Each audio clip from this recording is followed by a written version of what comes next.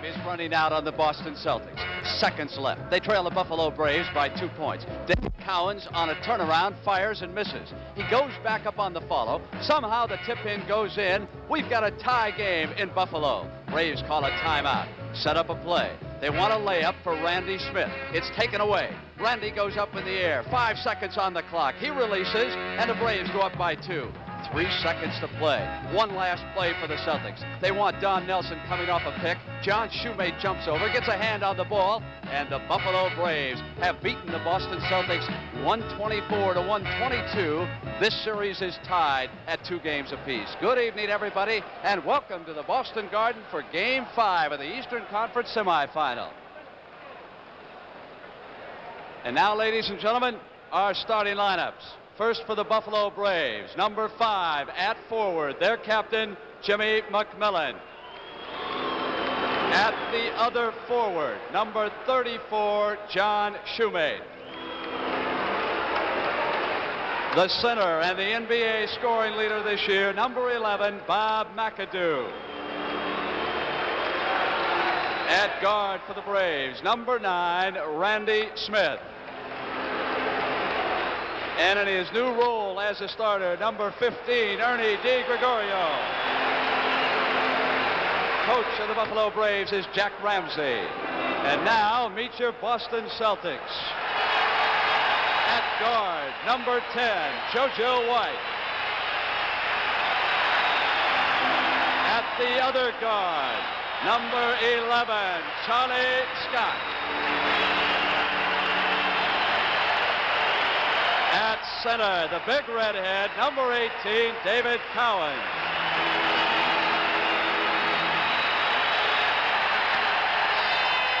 At forward, number 35, Paul Silas. And at the other forward spot, able to play tonight, number 17, Hundo, John Havlicek. Coach of the Boston Celtics, Tommy Heinsohn.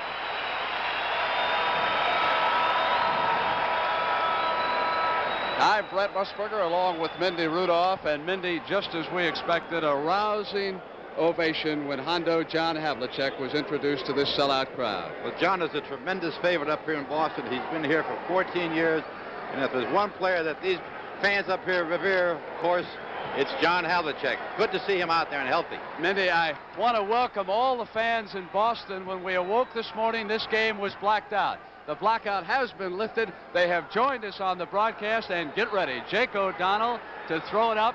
This should be some kind of basketball game if it follows the form of the first 4 games of this series. Remember, tied at 2. The tip is won by the Celtics. They'll get the ball to start the 4th quarter. Charlie Scott with the game's first shot. Over the hoop and not there. Buffalo brings it back down. Ernie D, who will control it's got it. Scott pressuring him. Here's Jimmy McMillan. Havlicek will watch him. Back now to Ernie D. Just underway in the Boston Garden. McMillan waits. Shot clock winds down inside of 10 seconds. Boston not the Braves an easy shot, and Ernie D turned it over. He traveled. Ernie D a little over anxious at that point, Brent, causing the first turnover of the game. Now he's sure-footed and sure-handed. We'll watch him as the game progresses. He will lead this Buffalo offense as he's done the past 2 games. Still looking for the first basket, Mindy. Scott has taken the only shot. Now here is Dave Cowens from the circle. Battle underneath. Won by McAdoo, who took it away from JoJo White. Ernie D to Randy Smith. What a series Smith has turned in so far. Look at the speed of the basket. Cowens jumped too early before the ball came down, but Silas with control. Scott in the middle for the Celtics. Hit it down and put it up. Off the glass, Silas on the follow, not there. Both teams, Mindy, obviously tight. Just a little bit. And after that game on Wednesday night, it's understandable. Ernie D bounced pass to McMillan. Silas has taken him. Havlicek now matched up against McAdoo, and Scott comes out, and we have the game's first foul. 17, knocking him over. Havlicek picks up the evening's first foul here in the Boston Garden. And from time to time, Mindy, throughout the evening, we'll be checking with Don Crickey, who is covering the Golden State Detroit series in Detroit. We'll keep you up to date on all the action around the NBA.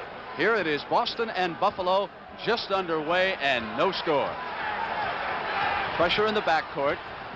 Randy White on Scott, who gets it up. Wanted JoJo White, who did not look to his right, and the pass went out of bounds. That's JoJo's fault, Mindy, isn't it? Yes, as he came up court, he got Charlie Scott's attention. He pointed on his chest and he said, "My fault, Charlie. Just keep throwing them to me. I'll catch him."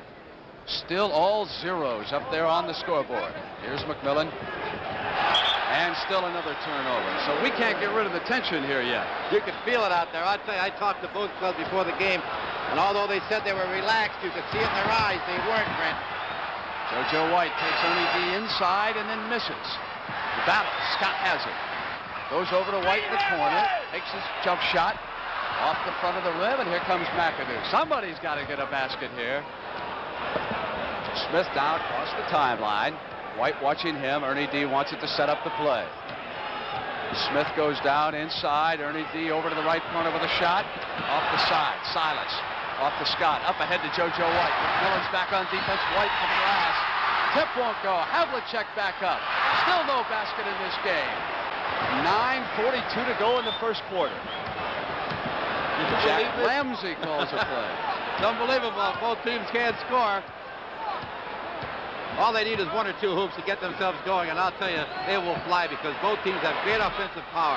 In and out for Smith. Here comes Scott. Who's going to get the first one? Bounce pass on a run to Silas underneath, and there it is. Well, finally he broke the ice. Paul Silas with the first field goal of the ball game. At 9:14 left here in the first quarter from the Boston Garden. Showdown time in the NBA. And congratulations to the Cleveland Cavaliers. Bill Fitch is here scouting tonight. Back outside to Shoemate. On the top of the circle, John Shoemate drills his first shot. Tied. Scott gives to White. Havlicek works the weave, comes inside. Great pass away from Cowens. Now he comes up with a shot. Silas on the other side. McAdoo finally down with it. Lid is on for both these clubs. McAdoo improves his position, then is fouled as he came toward the basket. Check those pants on the coach of the Buffalo Braves. How about that, Benny? That's some kind of outfit, right? Psychedelic Dr. Jack Ramsey. I'll tell you, both coaches did such a tremendous coaching job on Wednesday night as well as the other three games in this series. It's a privilege to be associated with them, Brent. Tommy Heinsohn and Jack Ramsey, two great tacticians, moving them in and out the last 4 games has been a pleasure to watch. The foul was on Charlie Scott. McAdoo continues to have problems at the free throw line. Missed that one, but Buffalo is up on the strength of one of those free throws. 3-2. 23 to go in the first. Well, there was grabbing in there when they were trying to set the pick and coming around Dave Cowens. Foul was on Ernie D, Brent. He's got to be careful because they can't afford to lose him early in the game. Knocked away from Cowens by Shoemate, who's watching the big redhead, and very closely, I might add. Here is Scott out deep with one of his bombs. Light him up, Charlie Scott.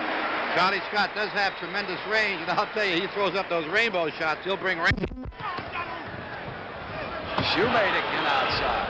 1 for 2 from that spot. Cowens as 3 Celtics go up in the air simultaneously. Outside, Dave Cowens off the front of the rim. And that happens when Cowens shoots outside. You certainly lose a tremendous rebounder. You've got only Silas. Randy Smith for Buffalo. Hey, it'd be nice to see a layup in this game soon. I'm looking forward to it. There's an early score from Detroit. 3-point lead by the Pistons over Golden State. We'll be going there live for reports from Don Cricket. In that series, Golden State leads Detroit 3 games to 2. 7:31. It's 5-4. Buffalo ahead by a point. Cowens on a turnaround. Battle won by the Braves as they come back down. McAdoo tipping it to Randy Smith with control. Smith off to Shoemate, knocked out of bounds. Dave Cowens, I believe, touched that one last. You know what Fitz told me tonight before the game? He congratulated the 2 referees in last night's contest, O'Donnell and Darrell Gerritsen. Said they worked a tremendous basketball game. From the corner, Smith. This is again, and down comes Charlie Scott. Now the Celtics can go ahead if they can convert. Trailing point, Scott to the basket. In and out. Did you ever see so many balls go in and out? I haven't checked that basketball. There's got to be some butter on that. Ernie D outside. In and out again. We have seen this at both ends. Silas with control for the Celtics. Havlicek not there. Shoemate battling underneath, eludes him, but McAdoo was in behind him to retrieve it. Here's Randy Smith saying a little patience this time, and let's set up a play. Now, is it good defense or is it poor shooting? I think it may be just butterflies here. I think it's a little tension, Brent. I agree totally with you. McAdoo facing the basket to Randy Smith. They work a fine play. Good play. Randy Smith is quick. He gets a step on any player. He'll beat him any place. Gets open coming through that back door. Took the pass. It's 7-4. A 3-point lead by Buffalo. 6:18 to go in the first quarter. Just underway from the Boston Garden. Celtics and Braves tied at 2 games apiece. Celtics try to come right back. McAdoo intercepts. Look at Smith outrun Havlicek. Fantastic speed, and Tommy Heinsohn wants a timeout after that play. That's what I mean about the speed of Randy Smith, Brent. He gets a step or two against anybody. He has scored the last 3 field goals for Buffalo, and there's just no way anybody's going to keep up with Randy Smith. He's just so quick, with great speed, great agility. Havlicek cannot go with it. You fly a lot closer to the crops than to the clouds. But when those last acres are dusted, you know it's Miller time. Time to head for the best tasting beer you can find. It's time to relax. America's quality beer, Miller High Life. Miller stands clear, beer after beer. If you've got the time, we've got the beer. Miller beer.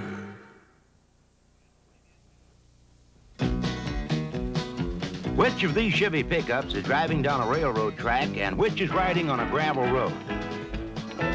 It isn't easy to tell because of Chevy's tough rear leaf springs, counter-angle rear shocks, and massive girder beam front suspension with coil springs. Smooth riding Chevy trucks. There are more on the road than any other make. Your money's worth mile after mile. Tonight's NBA playoff game is sponsored by the Miller Brewing Company, brewers of Miller High Life. If you've got the time, we've got the beer. And by Timex Marlin watches. They take a licking and keep on ticking.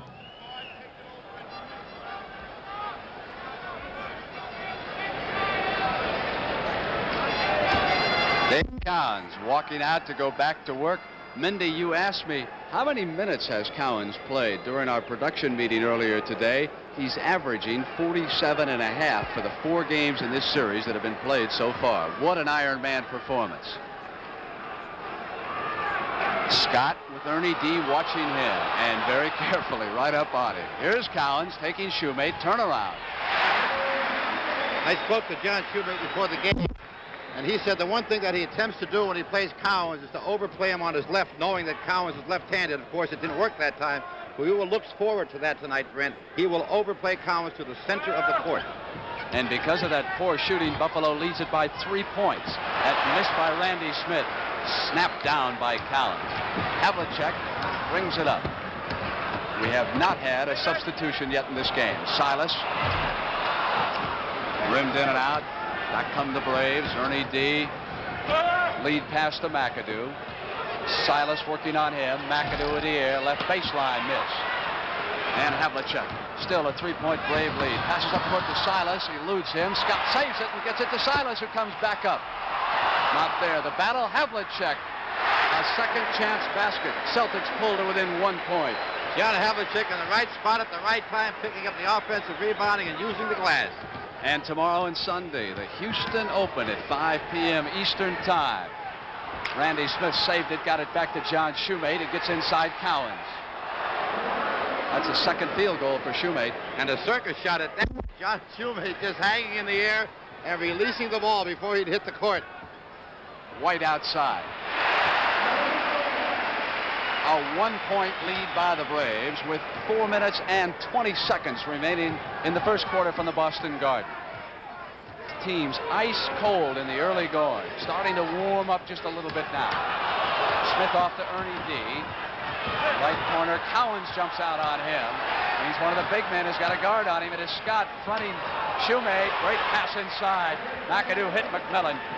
You got to admire Dave Cowens. Did you see him jump out and pick up Ernie D? He'll pick up anything in a white shirt. He loves to play defense. White. Out there, McMillan rebounds. The Celtics are not controlling that offensive board like they did in the first couple of games of this series. McMillan. JoJo White with control. Celtics trail it by 3 points, 13-10. White to the basket. Celtics down by 1, 13-12. Just one quick step ahead of Ernie D. Mindy Jack Ramsey just called the play from the bench. Let's see what he wants. And Don Nelson will be the game's first substitution. He's coming off the bench for Tommy Heinsohn over at the scorer's table. Shoemate out at the top of the circle, shoots again. He wants to go outside tonight. Scott, lead pass, White goes to the basket. And the Boston Celtics have gone ahead, 14-13. That's the fast break of the Boston Celtics. And I've got a comment on John Shoemate. Now, he's had 3 or 4 shots from outside, and that is not his range. He's got to get down low. He cannot shoot from outside and expect to win. Inside, McAdoo with control, and that is traveling. He put it down a second time in too many steps. On the turnover, here come the Celtics. John Killalay, the Celtic assistant, standing up.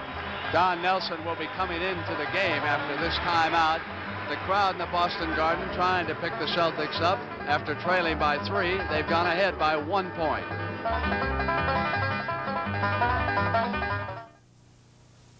About 3 months ago, I lost my self-winding Timex watch. I figured it was gone forever.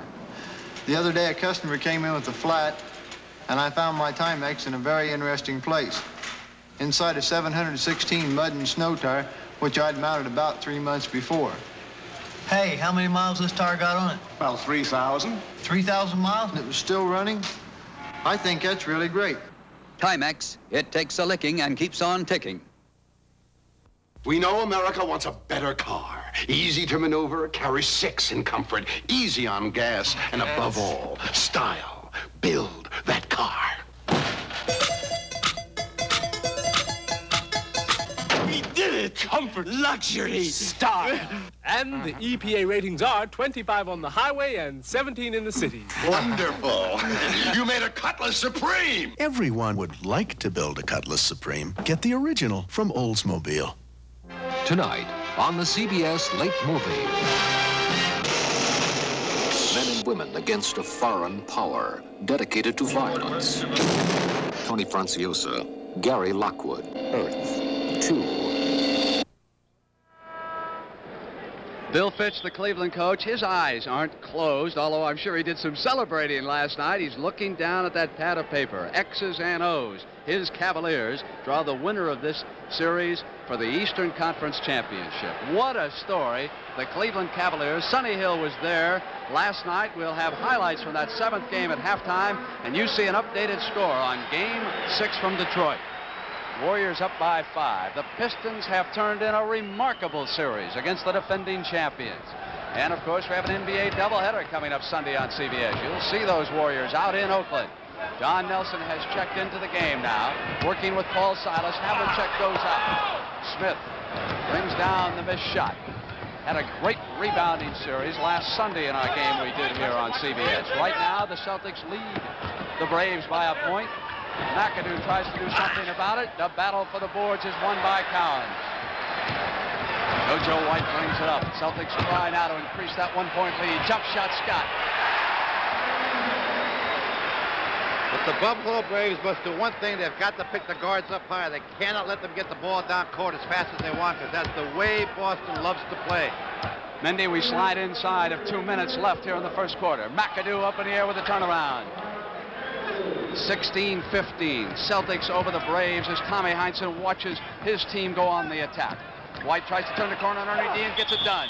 The basket was not there, and he charged right into Bob McAdoo. You know, Mendy McAdoo does an excellent job of getting set. We saw that last Sunday. That's the play we talk so much about in the NBA. Let's pick this up. McAdoo with perfect position, and when that happens, the offensive man must pull up. A shot battle underneath Nelson. He must pull up, Fred, when he drives to the hoop and avoid that defensive player. Scott, foul underneath. Silas and McAdoo were there. McAdoo got him. Bob McAdoo's first foul. Do you know that Randy Smith has cut a record called McAdoo And I understand that stations in Buffalo have been playing it all day long. When we go in there tomorrow for Sunday's game, let's get our hands on that and take a listen to it. I'd like to hear Randy Smith. I hear he has a great singing voice. Maybe we can get part of it up on our Sunday broadcast on CBS. Nelson up in the air. Don Nelson with the good head fake and the good pair of hands. And if there's one thing that this series has pointed out so far is that Nelson cannot be handled by Jim McMillan. Trailing by 3 points, there is a foul called on Nelson, who was guarding Shoemate. That's the first foul on Nelson. Team's third foul for the Celtics. 1:10.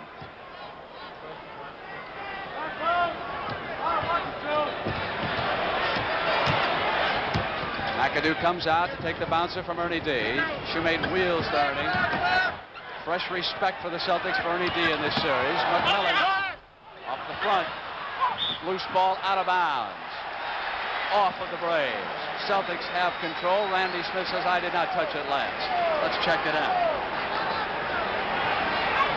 Let's see the out-of-bounds play. There it is. Randy Smith off the back of his hand.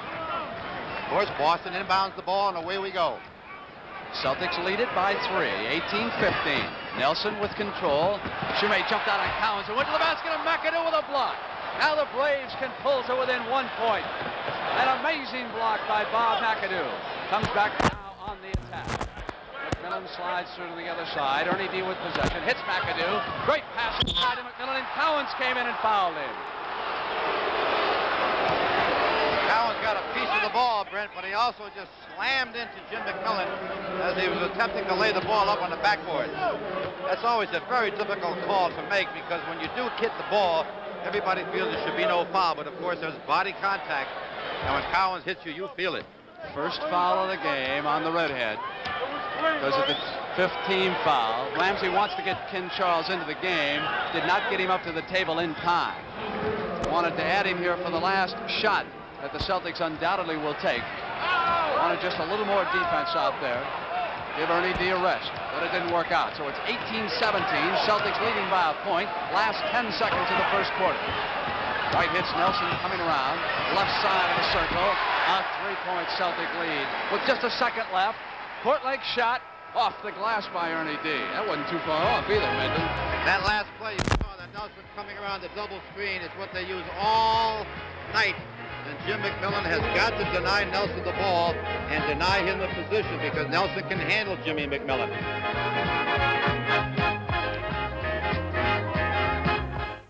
You'll see the best in basketball when you watch the NBA. When you watch the NBA on CBS.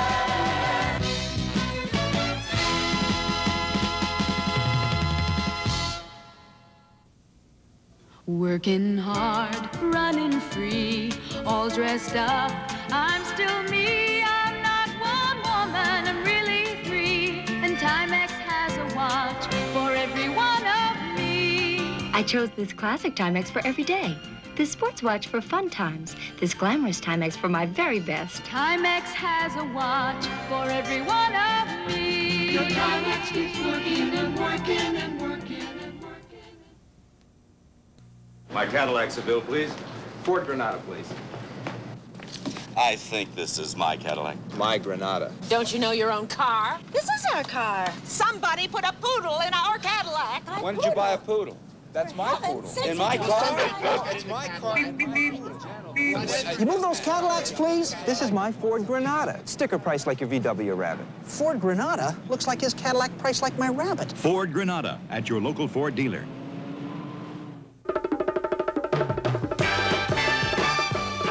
Tomorrow at 4 p.m. Eastern, CBS Sports Spectacular will present the thrilling World's Championship Demolition Derby from Islip, New York. And the exciting Men's World Cup Surfing Championship from Oahu, Hawaii. That's at 4 p.m. Eastern tomorrow on the CBS Sports Spectacular. The NBA playoffs on CBS will continue after this word from your local station. Actor Dennis Weaver displays his versatility by singing, playing the guitar, and joining Sonny and Cher in comedy, Sunday on CBS. What kind of a car are you looking for? One that'll last. You ask for it. The Toyota Corollas. Pick from 2 doors, 4 doors, 5-door wagons, Whatever model you choose will have a solid welded body built to last. One of the reasons 9 out of 10 Toyota cars ever sold in America are still on the road. If you can find a better built small car than Toyota, buy it. Quality. You ask for it, you got it, Toyota. News after the game. As we start the second quarter, I see that Tommy Heinsohn has gone to John Havlicek and Kevin Stakem in his back court. Ernie DiGregorio is out. He was held scoreless in the first quarter. Kenny Charles has checked in. He'll start this quarter with Randy Smith. McAdoo with the quarter's first shot. And Buffalo is pulled within a point, 20-19. And when McAdoo gets down that low, he gets time to set himself. There's just nobody can put him away from that basket. Nelson wanted to give it back to Havlicek. Charles stuck right with him. Hondo working at guard. Charles will take it. Havlicek uses a great screen over there. Went to the right baseline and hit the jump shot. 22-19 Boston. Experience told that time. Havlicek looks as sharp as he did probably a week ago. Stakem guarding Smith. Shoemate gives it off to McMillan, and there was an elbow tossed over on that far side. 18 with the elbow. Let's watch John on this last play. Now he'll come off a screen. There it is against Cowens. Go up, hang a little bit, get his feet set, up off the floor, and he looks as good as he ever did. That was the second foul on Cowens. Smith with possession for the Braves. Turnaround jump shot. Buffalo pulls to within one, 22-21. Second quarter just underway. Kevin Stakem wearing 27, second-year pro from Providence. His former teammate Ernie DiGregorio over on Jack Ramsey's bench. Cowens has it blocked again by McAdoo. Second tremendous defensive play by Big Mac. If there's a play of any kind that can inspire a club, it's the play that McAdoo pulls right now with just great timing and blocking the shot, and that's twice he's done that so far.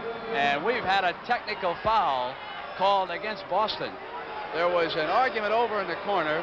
Cowens getting on Jake O'Donnell. O'Donnell blew the whistle while you were watching that replay and the technical. So here's the captain of the Buffalo Braves, Jimmy McMillan. If he hits the technical, we'll be tied in the Boston Garden. 10:49. Braves with a chance to move back into the lead if they can stop Boston. This has always been a thorn in the team sides that play Boston. They cannot stand it when Boston sets up that vertical screen. Stakem with a miss. McAdoo at the glass. Will dribble on Cowens. Passes back now to Kenny Charles. Here are the Braves. A chance to regain the lead. And this the fifth game of the series between Boston and Buffalo. Teams are tied. It has been a home court series so far. Neither team has broken through on the road. Shot clock a factor. They've only got a handful of seconds. Shoemate. So as it was reaching zero, he hit it, and the Braves are up by 2. And that's where John Shoemate belongs, down low. That's where he is most effective. On the right side of the circle, Cowens knots it at 24. I was about to say a very poor shot selection, but any shot that goes in, Brent, of course, will count. And there you see the Detroit Golden State score, 37-32, Detroit up. How about those Pistons, Mindy? What a job they have done. Win order, knocked away. Turnover, here come the Celtics. Nelson with control. 14th and last year in the NBA. Charles tries to tie him up. Nelson on the turnaround, fires off, and McAdoo with still another rebound. A sensational performance on defense and rebounding by Big Mac so far. 9:40. Charles waits. Nelson taking him. Havlicek working inside on McMillan, who does the turnaround. The battle, and McAdoo got it away from Silas. I'll tell you, from Brent, the Boston Garden. Brent Musburger with Mindy Rudolph and a 2-point Buffalo lead. This is the best 26-24. This is the best I've seen McAdoo rebound in this series. Havlicek squeezes the trigger. Tied again, Mindy. 9-10. Smith across the timeline. Kevin Stakem watching him. Shoemate comes way out on the left side. They give it to McAdoo. Shot clock down toward 5, and as McMillan came underneath Nelson, there was contact under there, and that is the third foul. 3-second violation, they called that. I saw everybody holding up 3 fingers, and I thought somebody had the third one. It was a 3-second violation. Between you and Father Creed, I was blinded by 3 fingers on both sides that time. So we've got a timeout here in the Boston Garden. We're tied at 26. 8 minutes and 53 to go. New cars, new cars. All I really need is a good set of wheels that gets good gas mileage. Now the wife, she's got to have full-size comfort. And the kids, got to have plenty of room for the kids and trunk space for the trip. But hey, who could afford a car like that? You could, my friend. If the car is a 1976 Oldsmobile Delta 88, it's surprisingly affordable. Can we build one for you? Roundup. It's a nice word for long days sitting in a hard saddle and long nights sleeping on the hard ground. But now comes Miller time, and those are beautiful words for the time when you head for the best tasting beer you can find. America's quality beer, Miller High Life. If you got the time, we got the beer, Miller Beer.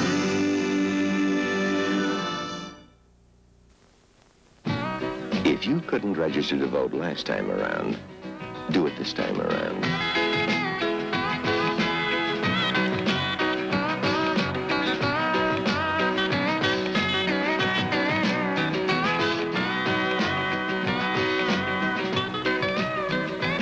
If you couldn't register to vote last time around, do it this time around. Brought to you by the National Basketball Association as a public service. The NBA attracts some of the prettiest fans in the world, watching from the Boston Garden, hoping that their Celtics can break that tie. We've also got a lot of youngsters on hand. Blackout has been lifted, sellout in the Boston Garden. 8 minutes and 53 seconds remain to be played here in the first half. And a very low-scoring game at this point, 26 apiece. And I'll tell you, the other night I went to the record book to see if there had been a bigger score in a halftime. Both teams had been in the 69-68 category, and there's no way they're going to get near that. Nelson takes the bounce pass from Havlicek. Hondo rotates underneath. Here's Cowens at the top of the circle. Off the iron, and Ernie D, who's checked back in, has control for the Braves. Scott also back in. Don Adams has checked in for Jack Ramsey. Charles and DiGregorio in the Braves backcourt. McAdoo, who has been sensational off the start, still in at center. Here's McMillan on the drive. Cowens blocks it. Now Charlie Scott comes out on the run. Celtics on the break. Scott. Oh, McAdoo got back down. How did he block that shot? Here come the Braves. Charles off. Ernie David, hold on. Looks to be an offensive foul here against Kenny Charles. Well, let's watch this block. Everybody complained that he got it off the board, but let's take a look at it. Never hit the board, Brent. He got it on the way up. A tremendous third block by Bob McAdoo. Unbelievable performance here so far by McAdoo. Cowens loses it, but McAdoo touched it last, so the Celtics will keep control. Jack Ramsey looking on. Don't forget, we've got an NBA doubleheader on Sunday. Mindy and I will be back over in Buffalo for Game 6 of this series. Don Criqui and Jerry West will have a game out in Oakland, either Game 7 or Game 1 of the championship of Cowens hits. I have never seen Cowens shoot so much from the outside. Now, what they did then last play was Charlie Scott took Ernie D down low, and that's what they'll probably attempt to do, Brent. Loose ball foul called on that.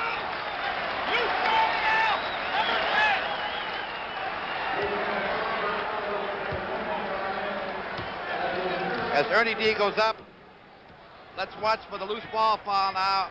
There's the field goal, and Don Adams is called for, wiping out the score. Havlicek takes the pass from Cowens, rotates over to the right. Nelson inside, double team. McMillan was there, Charles was there, Nelson back. Loose ball foul, there was contact. Adams was trying to regain control. Now, that was another block shot by McAdoo. And what Ramsey is claiming is that the ball was not loose on the foul that was committed, but perhaps it was committed in the backcourt, which would give him a shooting foul. Referee disagrees. Manny Sokol says no, the ball was loose. and therefore Buffalo shoots no baskets, no free throws, and up they come with the ball, Brent. Second foul on Nelson Mindy as McMillan squeezes the trigger. Steve Kaversky, who's playing for the Celtics. Boston leading 28-26. 7 minutes to go in the first half. Neither team has shot well. Cowens off the iron. Charlie Scott at the offensive glass. Back up. And foul. Of course, the Boston fans don't like that at all. But Ernie DiGregorio will remain perfectly still on this particular play. Charlie Scott just went completely over him, causing the offensive foul.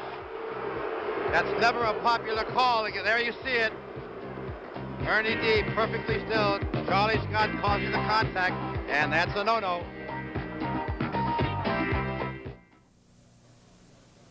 Want to talk value, America? Talk Chevelle. Chevelle Malibu two-door coupe or four-door sedan, each priced under $3,700. Chevelle's got room for 6 and trunk space for luggage or sports gear.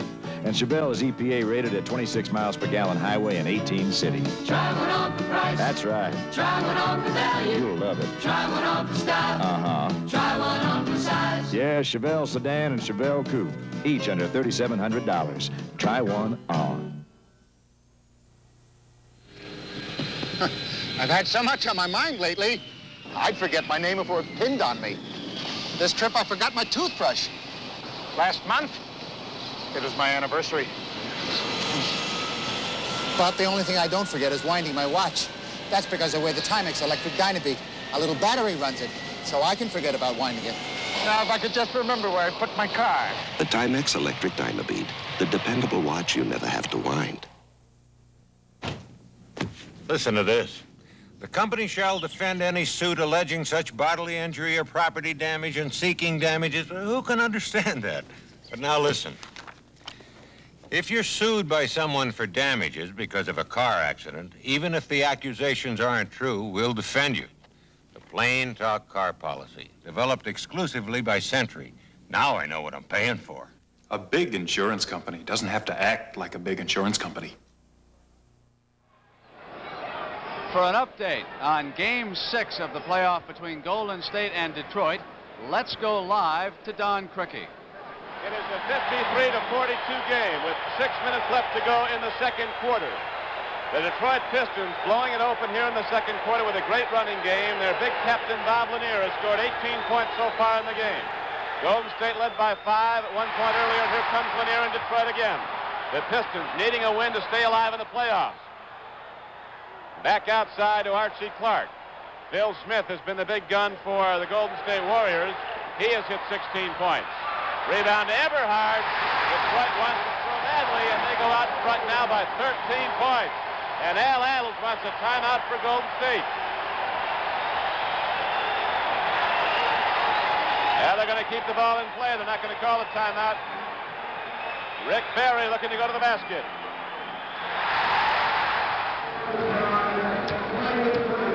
Don Adams just hit a field goal here, Don Criqui, to tie this game at 28. 6:27 to go in the first half. Steve Kaversky with control. Cowens took the pass, and the foul is called.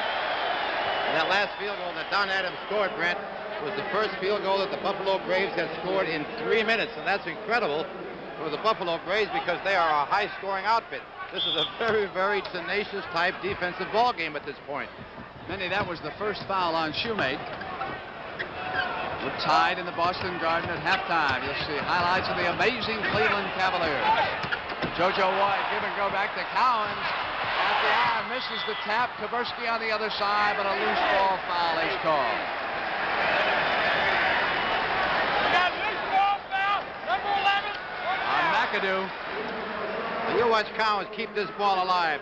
Now there was 1 rebound, 2 rebounds, and almost a possible third when the loose ball foul was called. 2 fouls on McAdoo. Celtics turn it over. Adams, look at Smith. Oh, Rolls-Royce went to the basket. Randy Smith, who jumped 6'11" in college, took 1 leap from almost the foul line, is a wackadoo and a hoopo. Boston comes back down, trailing it by 2 points, 30-28, with 5 minutes and 53 seconds to go. White took it back from Cowens, passed to Kaversky, who drives the lane, passes off to Hondo. Cowens battling Shoemate, and it went in. Tied. Cowens will get the basket. The magnificent strength of Dave Cowens with rebounding power is awesome at times. See what the Braves come up with to regain the lead. They will come up with nothing right now because play has been stopped by that whistle. Foul is on Kaversky. Paul Silas checks into the game, and Kaversky goes out. Let's look at the speed of Randy Smith. Just watch where he takes off. There you go. Randy, he's going to make it again. Is he some athlete? McAdoo comes over to the left side and fires. Adams was there, uncontested on that side, off Ernie D's hand and out of bounds. The Celtics will bring it back. We slide down toward that 5-minute mark, and we get a report there with 5 minutes to go in the second quarter. How about the Pistons? Unbelievable. That would tie that series at 3 games apiece, and you'd see Game 7 Sunday right here on CBS. Cowens deep in the corner, in and out. Adams reacted a little slowly and then got to it. Batted it around, and Ernie D brought it out. McAdoo cross-court off a Scott on the turnover. Here come the Celtics. Tied at 30. Lead pass White. 4:53 to go in the first half. Celtics up by 2. Georgia White in a rather unusual offensive play, Brett. Instead of going to the basket where he had an offensive overlay of 2-to-1, he pulled up and took the jump shot. Adams, double team now. Turn around and drills it. Well, Don Adams made up for it. We've got a tie score, 32-32 umpire. Here's White, forced back out of the lane, wanted to come down. Havlicek. It's Cowens. David pulled up and put Boston up by those 2 points, 34-32 with 4:13 to go in the first half. I spoke to John Shoemate before the game, and it's amazing how much he has total respect for Dave Cowens' ability as a basketball player. Ernie D still has not scored. That is a factor to keep an eye on as Shoemate is on the drive toward the basket. He stuck out that elbow. Offensive foul. John Shoemate at this point looks extremely frustrated. He can't do anything right against Cowens. Schluter was going to replace him, and hopefully Ramsey can just tone Cowens down a little bit. Cowens had great position on the last play. Shoemate tried to force the play and just could not make it to the hoop. Don Nelson coming into the ball game. Havlicek going to take a little rest. It seems to me at this point, Brent, that Havlicek may not be totally right, and that Tommy Heinsohn is trying to get him back into the flow of the Boston offense a little bit slow. Boston ahead by 2 points with 3 minutes and 45 seconds to go in the first half. Here's Nelson getting inside. Schluter left his feet and got out of position. Don Nelson may not have the speed. He may not have the quickness, but he's certainly got it upstairs in that head of his. He knows exactly where everybody is on the court at a particular time. Andy Smith throws it up for Schluter inside. On the turnaround, he was fouled. Now we've got to stop in the action. Don't forget Saturday and Sunday, the final rounds of the Houston Open coming up on CBS. Jack Ramsey looks like he could go golfing in those pants he's wearing here tonight. 3 fouls on Charlie Scott. Something to keep in mind.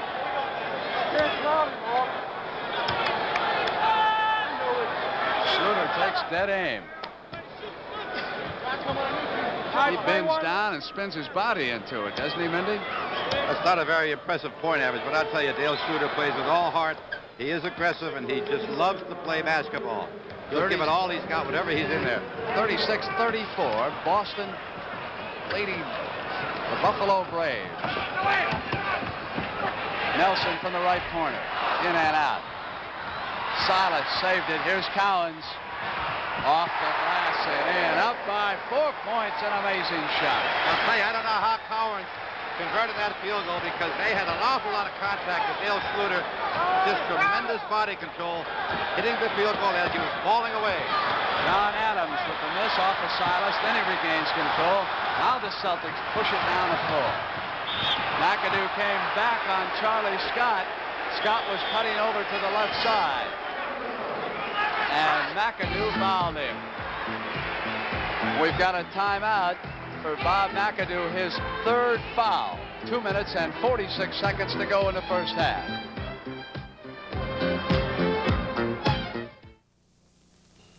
The upstart colonies didn't have a lot of sea power, but we had John Paul Jones, and the British took a beating.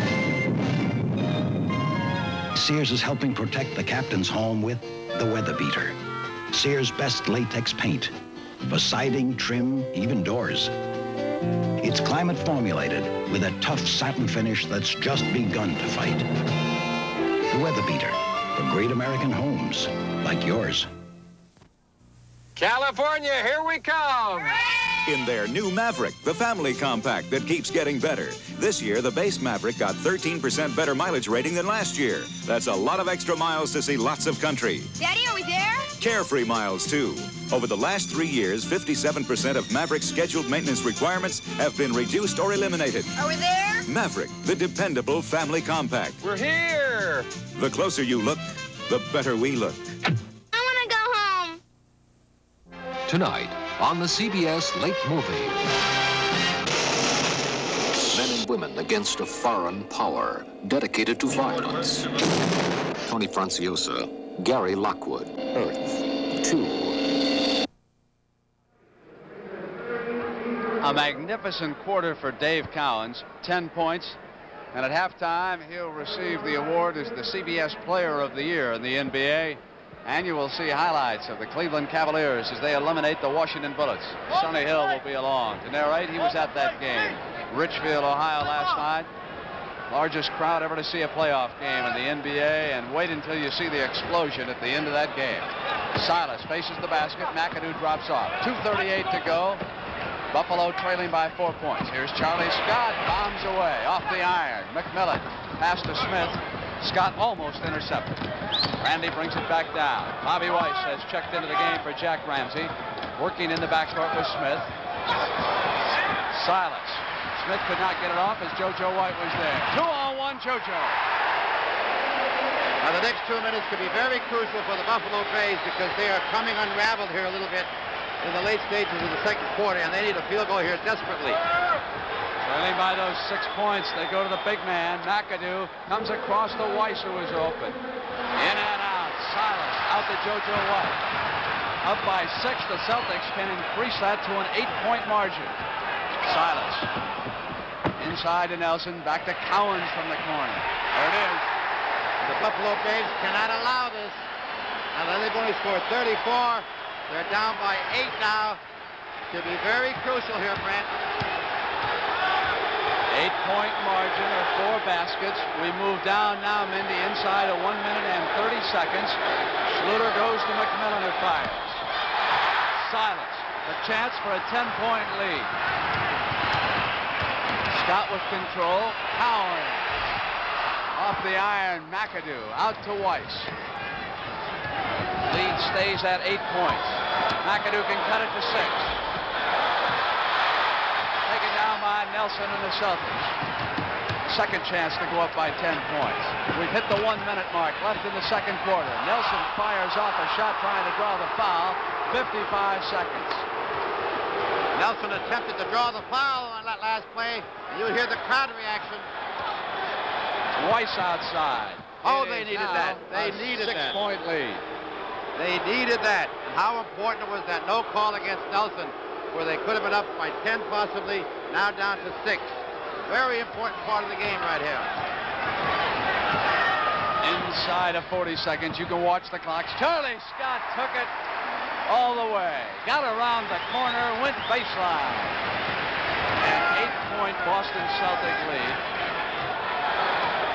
They'll have to get off a shot before the half ends, but there won't be much time left if they run it down. Here's McAdoo. Cowens went up and Schluter was over his back. That's the 5th foul against the Braves, so they go into the penalty situation and will be shooting free throws. Not a very good foul by Dale Schluter here. Cowens had position all the way. There was just no way that Schluter was going to get the rebound away from Cowens. Now, why cause the foul? You're in the penalty situation. Give them a chance, get on the free throw line for 2 shots, and put this lead at 10. John Havlicek, who just walked into your picture, moves into the game. Don Nelson goes out. Charlie Scott goes out. Kevin Stakem has checked back in. That last field goal that Bobby Weiss scored was the first field goal that Buffalo has scored in 4 minutes. And you can see that happening with Buffalo getting a little bit unraveled. They're going to be down. They need a field goal desperately here, right now, to get that lead cut down to 8. So they're working against that 10-point spread right now, inside of 10 seconds. Here's McAdoo, Silas watching in. Schluter out away from the basket. Here's Weiss, they're going to have to hurry. Jimmy McMillan gets it off in time. Not there. The Celtics will take a 10-point lead into their locker room at halftime here in the Boston Garden. Crowd appreciating the Celtics' tremendous desire late in the second quarter when David Cowens helped them open up that lead. And let's go back to Detroit and Don Criqui. Here at Detroit, Charles Johnson drills a jump shot off glass, and the Golden State Warriors, who were down on the game clock by 16 points 5 minutes ago, have now come back to within 6. We have 7 seconds left to play here in the first half at Detroit. Bob Lanier leads the Pistons with 18 points. Phil Smith has been spectacular for Golden State. He has scored 20. And now Lanier takes a poke in the eye as the first half ends. Lanier clinging to his right eye. Rick Barry apparently fouled him, and we're very close to a fight right now. We're back at halftime at the Boston Garden with the Celtics leading the Buffalo Braves by those 10 points. Very cold shooting performance by both teams in the first quarter. Then in the second quarter, it was Cowens who turned red hot. And we will honor Cowens. We'll have highlights of the Cleveland Cavaliers coming up. You'll see the best in basketball when you watch the NBA. When you watch the NBA on CBS.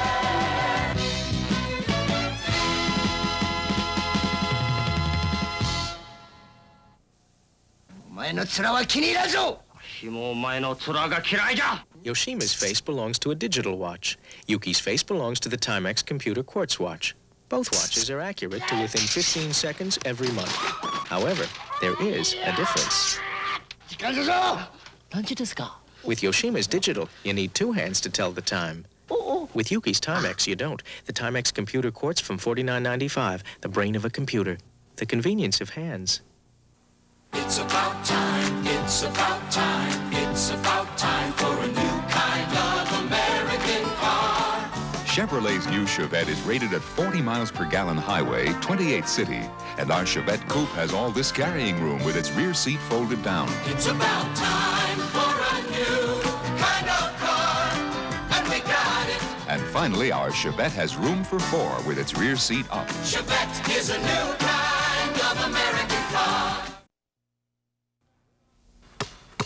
Red on round ball.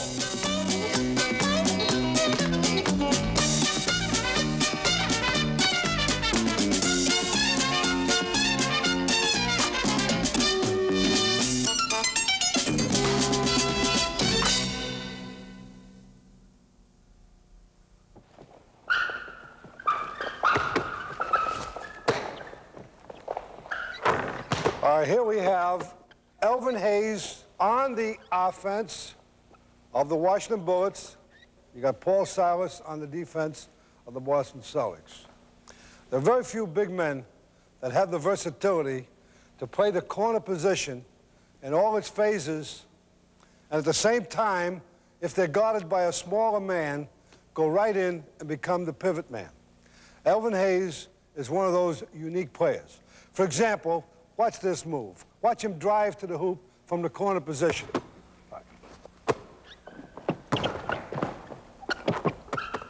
You see, there are very few men his size that are such great shooters that can fake that shot and still go for that hoop. Now, in order to stop him from making moves like that, you put a smaller man on him. As soon as he sees that, he becomes a pivot man. Now, he's a corner man facing the basket. Now, he'll come around and post it up. By posting, we mean he's going into a pivot position with his back to the basket and making his moves from there. Go ahead. And he'll either take a fadeaway jump or this time take a bounce and take a hook, Elvin. Start out facing the basket. Cut in deep, cut in deep. Now, there he is. Now, when do you decide, Elvin, what you're going to do out there, whether you're going to become a corner man in its phase or the pivot man. Well, if you have a guy maybe 6'10" on you, it's pretty tough trying to out-jump him consistently inside, so you want to take him outside. And if I feel like I have a guy 6'5" or 6'6", then you want to take him inside, because I feel that then I have the advantage. I want to try to get the ball as low as possible, get position, and go straight up for the shot. You see what he does? He uses his height, he uses his strength, but above all, he uses his head. Now, Paul, you got a guy like Elvin, and not many players that can do the things he does outside, inside. Now, what goes through your mind when you're guarding him? Well, specifically, I don't want Elvin to post me up low because I know that I can't bother his shot if he jumps over me, so I'd rather take my chances with him shooting from the outside. I feel that I'm quick enough to stop that drive to the hoop, so I don't want him to post me up. Other players, I would rather them post me up because I can out-muscle them. You see, what he's bringing out there is simply this. You study your opponent. You know what he can do. He knows how far he could shoot with accuracy. He knows that he could take him inside. And that goes through his mind before the game starts. You got to watch out for these guys that can play both positions. If you're an Elvin Hayes, the first thing he does is check the guy that's guarding him. He's got to decide whether to post the guy, take him outside, use a fadeaway jump, use a regular jump, go into the pivot, take the hooks, and still help out rebounding. So remember out there, think. It's a thinking game. Scout, make decisions, and remember what you see. Back in the Boston Garden, look who's smiling. Sonny Hill, always with that great smile on his face. Hey, that was some game you saw in Cleveland last night. That's why I have the smile on my face. I was at a fantastic basketball game last night. In fact, I was sitting there with some of the newspaper guys, and we actually had our hearts throbbing. My palms were wet, and it was one of the most exciting basketball games that I've seen in a long, long time. And when you think about that game, I think about Jim Brewer, because he was the glue man all night. He made the key rebounds offensively and defensively. He came up with key plays and even put the jump shot home a couple times. And Nate Thurman came off the bench in the fourth quarter in particular and did a super job. He had 3 key offensive rebounds, made a great defensive play on Wes Unseld, and he also came up with a key defensive rebound, a long pass to Snyder for an easy layup. And talking about Dick Snyder, he did a super job because he made 3 key offensive scores in a row. Here's the first one. Snyder takes a jump shot. Notice how he follows up, and he puts the ball home. Phil Chenier, who had a fantastic basketball game, he shot 14 for 21 for the money, and he's on the money right now. And here's Snyder with the key play of the ball game. 9 seconds to go. Ball inbounds to Snyder. Wes Unseld playing him. Notice how Snyder goes to the baseline and shoots a running layup with 4 seconds remaining. Now the Bullets have the ball out. Unseld inbounds, trying to get it to Hayes. Hayes is tripped. The ball is deflected to Phil Chenier. With 2 seconds, Phil has to force up a shot, and it's victory for the Cleveland Cavaliers. And when you talk about Cleveland, I think you really have to talk about the fans there, because they give off the kind of impression of a high school or a college tournament type of fan. And I really could sense that last night being around there and other times of being in Cleveland, because the fans are just as much a part of what goes on there as the ball players. And Brett, before I finish, I have to talk about Nate Thurman. I went in that dressing room after the game, and Nate Thurman was in the dressing room of the trainer. And he was really crying because he was so emotionally involved with what was going on with that team. And I tend to feel that maybe what happened in his career, going to Chicago for a while, things not working out well there, and then going to Cleveland and being the man that tied it all together for that young basketball team. Nice story, Nate Thurman, this year. You mentioned the fans over there, Sonny Hill. They write pretty good letters in Cleveland. I've been hearing from them all season long, and we're going to do some games. I can't wait to go in there. You've been taking the rap for all of us. They've been booing me, and I think that rightfully so, because they feel that we should have been on the 2. All right. Well, we'll have Cleveland on in the Eastern Conference Final. The NBA playoffs on CBS will continue after this word from your local station. For a price, he will fight your war, train your army, or assassinate your enemy. Meet him on 60 Minutes, Sunday on CBS. Corvette family chose Kay's gifts from the hundreds of selections featured in Corvette's Mother's Day circular. Mom's modeling an ascot blouse. I got her for $6.99. A GAF deluxe camera, only $11.99. The solid-state black and white TV, $69.99. Lucite watches, $6.99 each. A 1,000-watt Pro dryer, $14.99. And with any one of these appliances, a free corsage for a gift she'll treasure. At a price you can afford. Don't miss this Mother's Day sale at Corvettes. New Fiat 131. Bigger, more luxurious, more powerful than any Fiat we've ever brought to America. It's designed with a twin overhead cam engine, the same type found in some of the finest sports cars in the world. It's one of 6 sedans in the world with a 5-speed transmission as standard equipment. And it has more standard equipment than many cars costing $2,000 more. If you've never considered a Fiat before, maybe it's time. Channel 2, New York.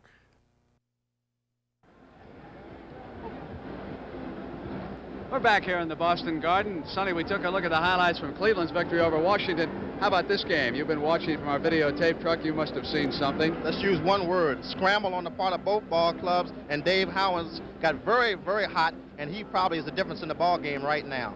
He certainly is, and we can take a look now at your highlights. McAdoo comes up with a key steal, and this is the great layup by Randy Smith, and this is how the Buffalo Braves were able to get off early in the ball game. You talk about scrambling and being aggressive. Dave Cowens comes up with the rebound, kicks it out to Havlicek. Yes, Havlicek's playing tonight. Long pass to Silas. Scott with great hustle. Now Silas makes a reverse layup. Now notice Havlicek sneaks in for the layup, and that's what you have to do when things are not going well. Come up with the key offensive rebounds. The Celtics do that so well. McMillan takes the shot. And here's a rebound by McAdoo, who had a splendid first half of rebounding at both ends of the floor. Adams came off the bench, and he helped the Buffalo Braves a little bit. He dropped in a couple field goals, and here's one of them. And that's what you have to have in the ball game. You have to have help from the bench, and the Celtics are a team who really typify that. And Dave Cowens, here's a shot by Nelson. Scramble and hustle again, and Cowens puts one home, and he really had a big offensive first half of the ball game. Well, I think it was such an emotional experience for Buffalo in winning Game 4 the way they did that maybe they were down a bit here when they started this ball game, and after a subpar first half for them so far, after Jack Ramsey's had an opportunity to talk to them, I expect a different game out of Buffalo. I would agree with you totally. They had such a great offensive game, both teams, that you would expect a letdown. There's no way those two teams could shoot as well as they did in the ball game Wednesday, but the Celtics, being the pros that they are, they scrambled just to keep themselves in the game until they could get their offense together, and the Braves were not able to do that. And, of course, Ernie DiGregorio has not been able to do against the Celtic defense what he did earlier. So we'll see what Ernie D comes up with here in the second half, and we'll be back in a moment.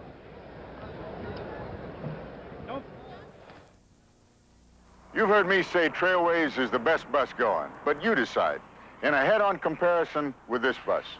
A Trailways bus is equipped with torsion suspension. This bus isn't. A Trailways bus is fitted with fabric seats with adjustable headrests. This bus isn't. A Trailways bus is always equipped with footrests. This bus isn't. So I say Trailways is the best bus going. And this bus, well, what do you say? I sure would like this job. Then don't come back! Maybe I should have worn my Hager leisure outfit. Hey, or maybe my check slacks? Hager slacks and tops mix and match like magic. A variety of different outfits for less than $50 each. Blue Hager slacks, check top, please. Young man, there's something about you I like. Thanks, Hager. America's best-known name in slacks.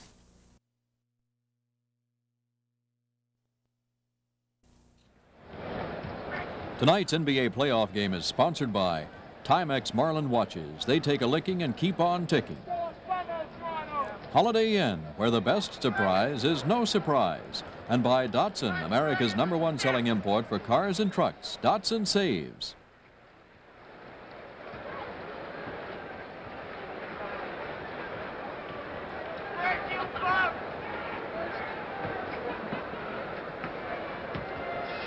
All right, you know, we've got an excellent game going in Detroit between the Pistons and Golden State. Let's go to Don Crickey for a report. Back at Detroit, it has gotten very, very wild in the closing moments of the first half.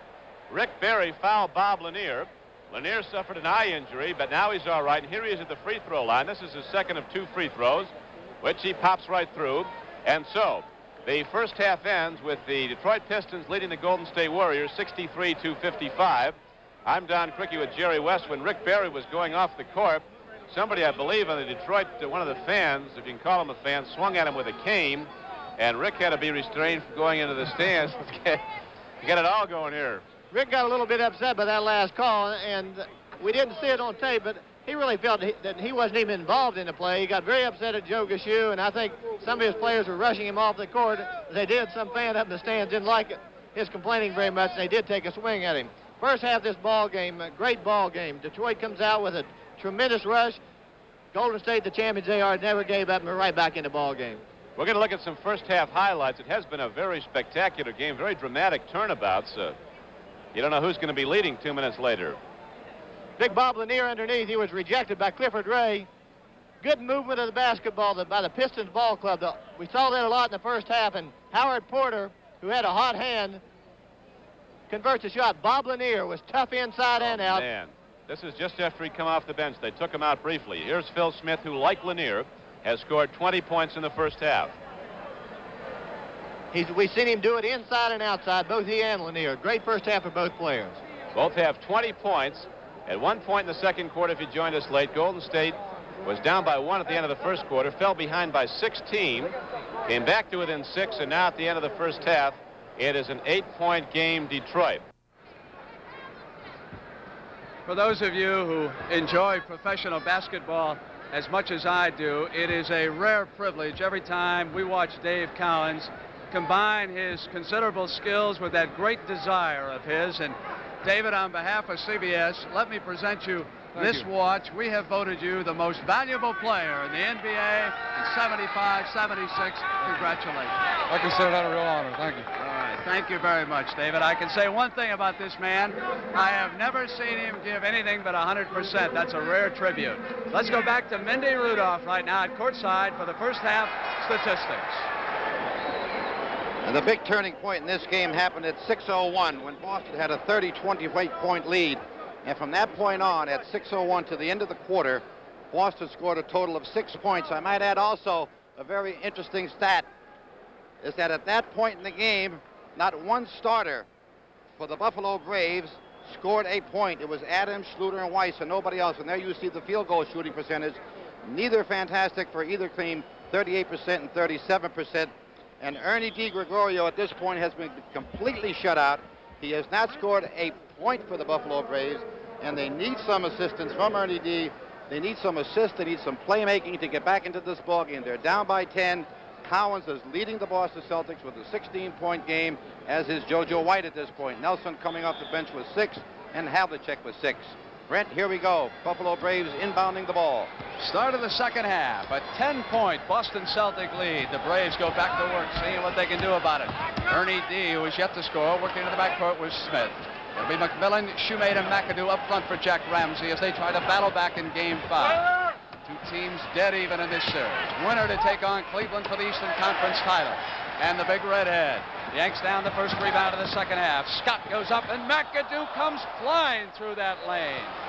I count 5 block shots for Bob McAdoo, and I'll tell you, he is keeping this game down to where it's respectable. Now watch Bob McAdoo. He comes up, catches the ball on the way up. A tremendous defensive play. Missed shot by JoJo White. Braves with possession.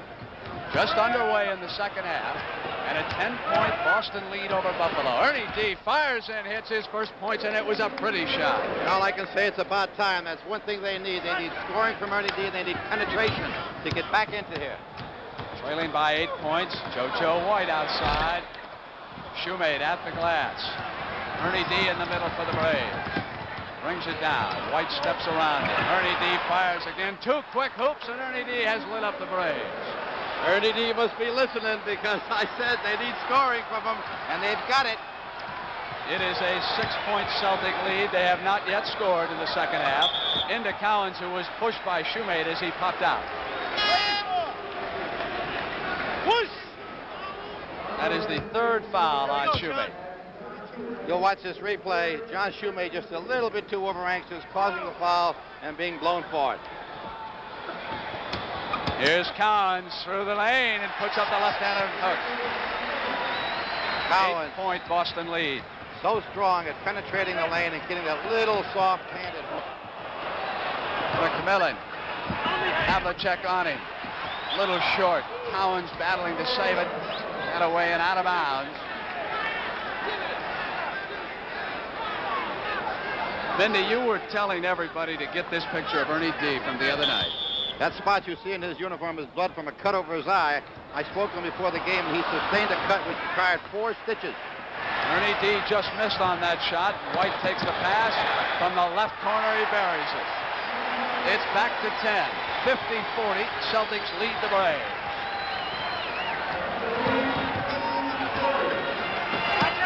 Here's Shoemate. Off of McAdoo. Pass thrown too hard from that closer range. And but very, it was off the Celtics. Very lucky that it wasn't a turnover because, as you said, it was thrown hard. And Randy Smith just clapped his hands and told his Braves, let's loosen up here. Let's play like we know how. McAdoo left alone. 50-42. 9:49 to go in the third quarter. Havlicek, who was running down the other end on the pass inside. Collins gets down on the floor and regains it. Battle with Silas and McAdoo going up, and the loose ball foul is on Paul Silas.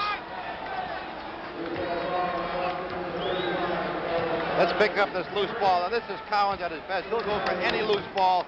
Anytime he sees leather, he'll just go diving for it. Tremendous dedication. Interesting, Mindy, that's his first foul.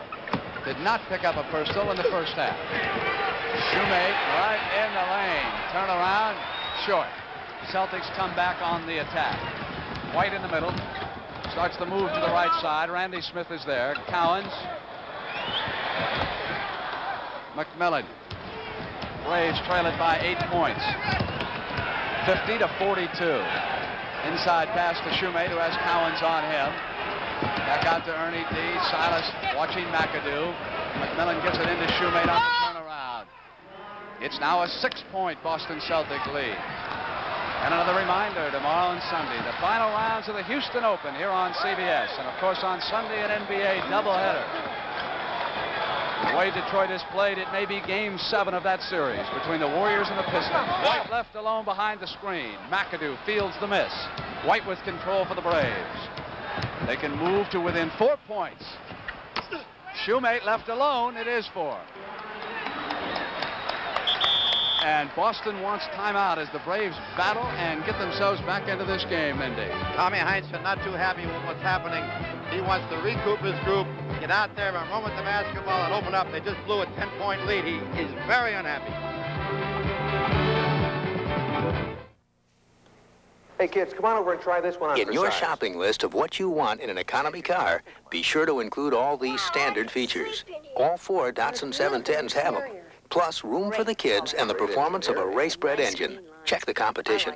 They don't come close. Datsun 710. No wonder Datsun cars and trucks are America's #1 selling import. Datsun saves. Test drive a 710 sedan, hardtop, or wagon with your family this week. Commercial credit might lend millions to get a factory running. Well, Sunday's the big day. Thousands to help a smaller business grow. But as much as commercial credit lends to business, they lend even more to help people. To make a father proud. Congratulations, honey. Make someone's life a little fuller. When you need a personal loan, commercial credit will find ways to help you. Tonight's trivia question. The man in the flowered shirt, do you recognize that face? Played for the Boston Celtics. In that famous Game 6 against Milwaukee, he wound up covering Abdul-Jabbar. That is none other than Henry Finkel. Welcome back to the Boston guy. What a nice man he is. He is a heck of a guy. One of my favorite people. 8 minutes and 23 seconds to go in the third quarter here in the Boston Garden. Celtics with possession, the Braves with full court pressure. It's a 4-point Celtic lead. Silas comes up against McAdoo and then gives it off to Charlie Scott. They go inside to Collins. Turn around on Shoemate, banks it in. Collins is having a great shooting night. I'll tell you, Shoemate's doing everything right, and Collins is still scoring on him. Trailing by those 3 field goals, Braves go right back to work. Ernie D with Scott on him, starts his move, gives it off to McMillan. Inside Shoemate, gets inside Nelson, passes it to McAdoo.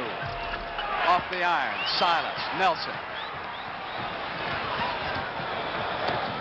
Celtics can go back up by 8 if they can convert.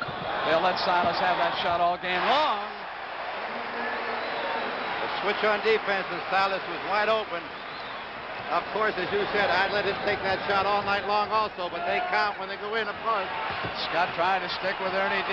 Baseline, pass back to Randy Smith. Braves keep possession.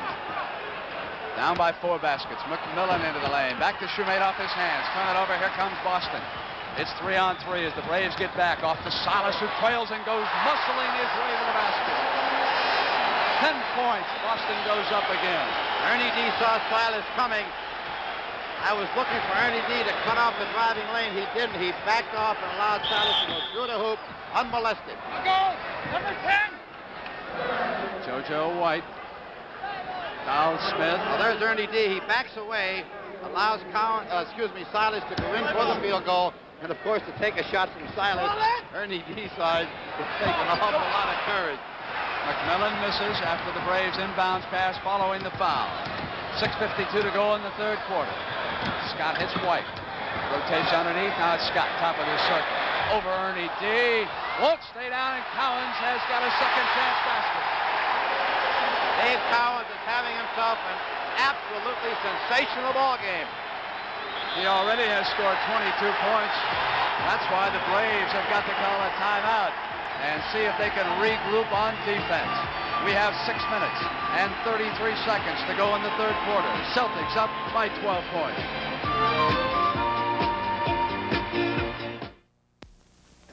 You know, I finally found a beer I can respect. Light beer from Miller. It tastes great. But what I really like is it's less filling. Light has 1/3 less calories than their regular beer. I tell you, I gotta watch myself. This is a tough place. Well, this place is so tough, the hat check girl's name is Dominic. In a place like this, I gotta move fast. I can't afford to get filled up. I tell you, I don't get no respect. Light beer from Miller. Everything you always wanted in a beer, and less. You know it's one of the toughest weeds in your lawn? The dandelion, because dandelions have roots up to 2 feet long. And if you don't get it all, it just grows back. What you need is Scott's Turf Builder Plus 2. It gets rid of the whole dandelion, root and all, and 40 other weeds too, while it thickens your lawn with Turf Builder fertilizer. And right now, you'll even save money during Scott's Plus 2 sale. Last year, my wife gave me the shower massage by Waterpik. Terrific gift, right? Wrong.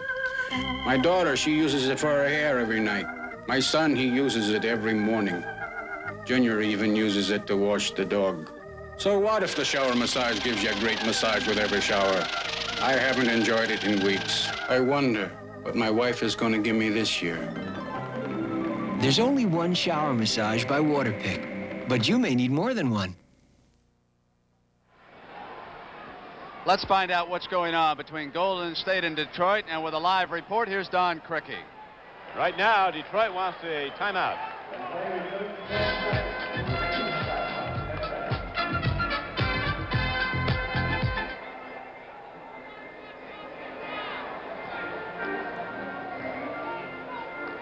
The Detroit Pistons have called for a timeout with 6:25 left to play in the 3rd quarter. The momentum has changed. Detroit had an 8-point lead at the end of the 1st half, opened up a 10-point advantage in the 3rd quarter, then Golden State came cracking back, got back to within 3.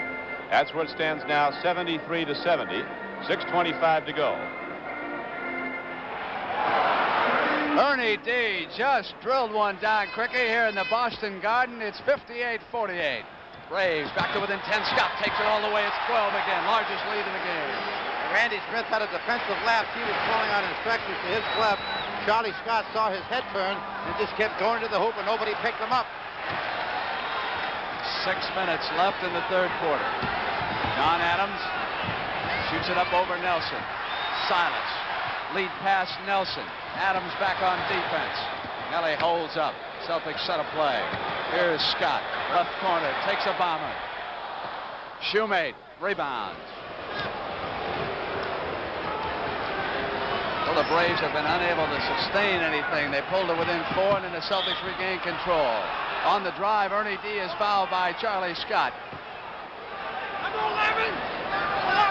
Fourth foul on Scott, Mindy. Let's watch this play as Ernie D goes to the hoop. Charlie Scott gives him enough room, but as he goes up, there you see the call. You know what's amazing right here now, Brent, is McAdoo. At this point in the game, he has 9 points. He's only scored 1 field goal this entire half. We have 5:32 to play, and it's a credit to the Boston defense because he's not getting the ball to put the ball up. He's just getting completely shut out from the offensive flow. And yet, what a factor he has been on defense as John Havlicek gets ready to check back in for the Celtics. Charlie Scott, Shoemate got back on defense and got a hand on it. Ball went out of bounds. Celtics retained possession, and Scott arguing that he was fouled as he turned that corner and began the assault on the basket. Havlicek back in the ball game. Not only was Scott arguing that he got fouled, but Tommy Heinsohn was up screaming that it could have been goaltending. It's Ernie D who has been scoring this quarter. 8 points, Mindy, after being shut out in the first half. Nelson with a misfire, and there was contact underneath. A lot of contact between Don Adams and Paul Silas. Don Adams really gave Paul Silas a belt on this play as he pushes him off his back, causing the loose ball foul, and back to Boston. JoJo White with his favorite shot. Smith puts it on the floor, and here come the Braves. They trail by 10 points. 5 minutes to go in the third quarter for the Boston Garden. Ernie D baseline, pass back, but JoJo White was there on the turnover. White leads the break. Havlicek on the left for the basket. McAdoo trails down, fields the missed shot.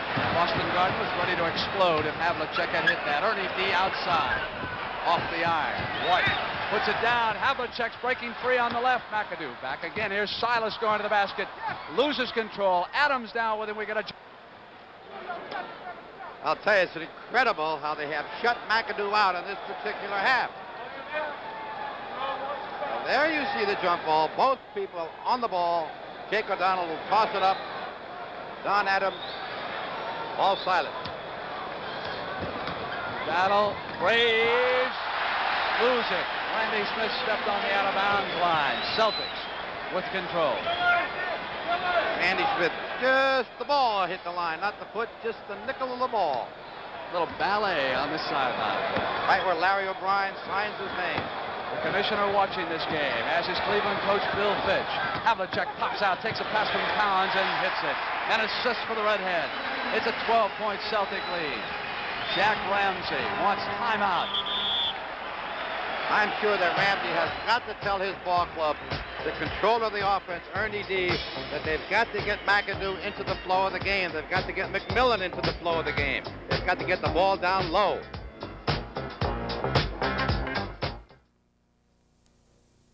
Well, when we first started this business out, it's like any business. You don't make much money, if any.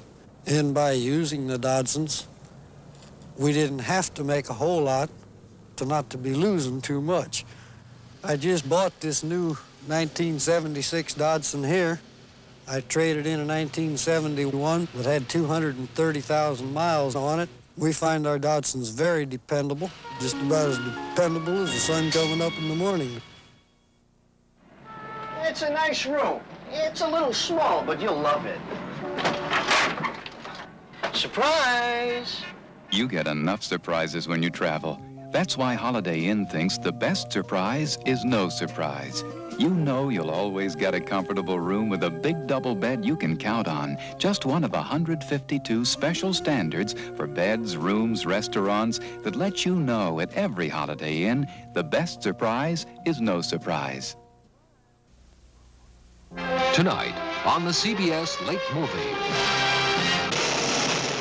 Men and women against a foreign power dedicated to violence. Tony Franciosa, Gary Lockwood, Earth 2. She loves it. Have you ever seen so many pretty girls at an NBA game as we've got here in Boston? And she's wearing the Boston green. A little peck on the cheek before we get back into play also. Manny Sokol just looked over at you, shook his head, and said, tough, real tough. That's the kind of game it has been between these two. Ernie D with possession. Cowan's popped out, now he goes back. Looking for Smith. As White watching him, goes up in the air. Does he get off the floor? And does Cowens with the rebound. 3:55 left. It's 62-50. Boston leading Buffalo. Game 5. As you look at Game 6, 81-76, a 5-point Piston margin in the third quarter.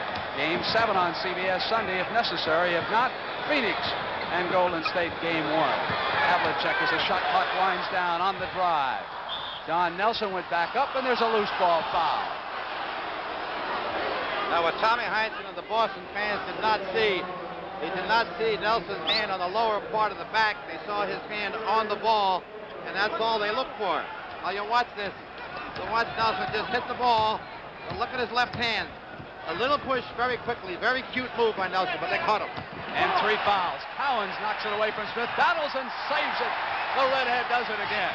Nelson has it taken away by McAdoo with a fine defensive play just across the midcourt line. Smith on the drive was fouled by White, and it'll count. Chance for a 3-point play. That could be a big moment for the Braves. That's what they need. They need something like that to perk them up because they have been rather lethargic. Now watch Cowens. Why is he the most valuable player? Look at that hustle. Where do you see guys like this doing this night after night? Dave Cowens, you've got to give him all the credit. In fact, the watch that you gave him from CBS should have been an alarm clock. Should have been a big pen of some kind. It wasn't big enough. One of those huge grandfather clocks. That's what he needs, right. Here is Randy Smith at the line. Chance for the 3-point play. 3:14 to go in the third.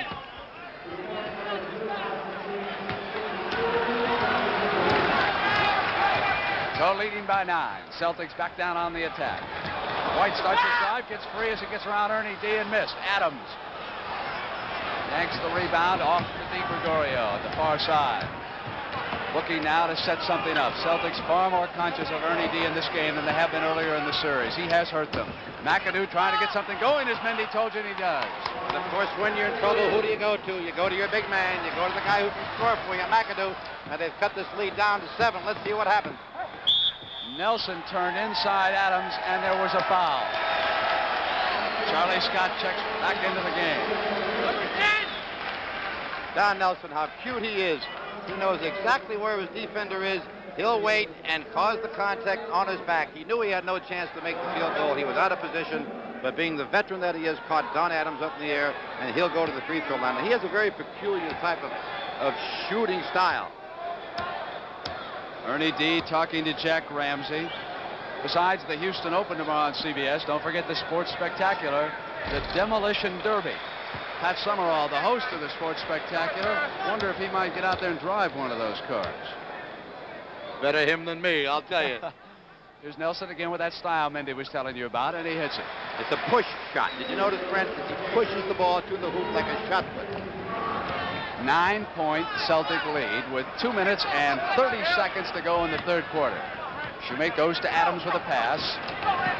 Charlie Scott is watching him. Scott still trailing Adams. McAdoo began his move, and there was contact. 5th foul against Celtics. They're in the penalty. Tommy Heinsohn standing up. Now his assistant John Killalay gets up. We got 1-1. Killalay is talking to Steve Kaversky. That's a play diagram. 64-56, McAdoo again. Then a little short, but not this time. He drilled that second one. Ramsey yelling encouragement. It's 64-57, a 7-point Celtic lead. 2:13 to go in the third quarter of the Boston Garden. Eastern Conference semifinal, tied at 2. Nelson has it knocked away by Adams. Silas with possession, hits it, and a chance for a 3-point. I've said it before in our telecast, but Paul Silas never ceases to amaze me to be in the right spot at the right time, whether it be on rebounds or block shots and loose balls. And there you see, typical of what I'm talking about, converting a possible loose ball, a possible block shot, or a turnover into maybe a 3-point play. And an important statistic, 4 fouls on McAdoo with 2:06 to go in the third.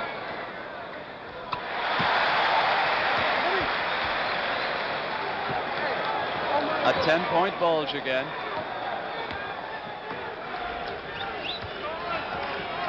Pistons holding on, battling in the third quarter with that 3-point lead over the defending champions. McAdoo gets open. Silas popped out, and there was a whistle.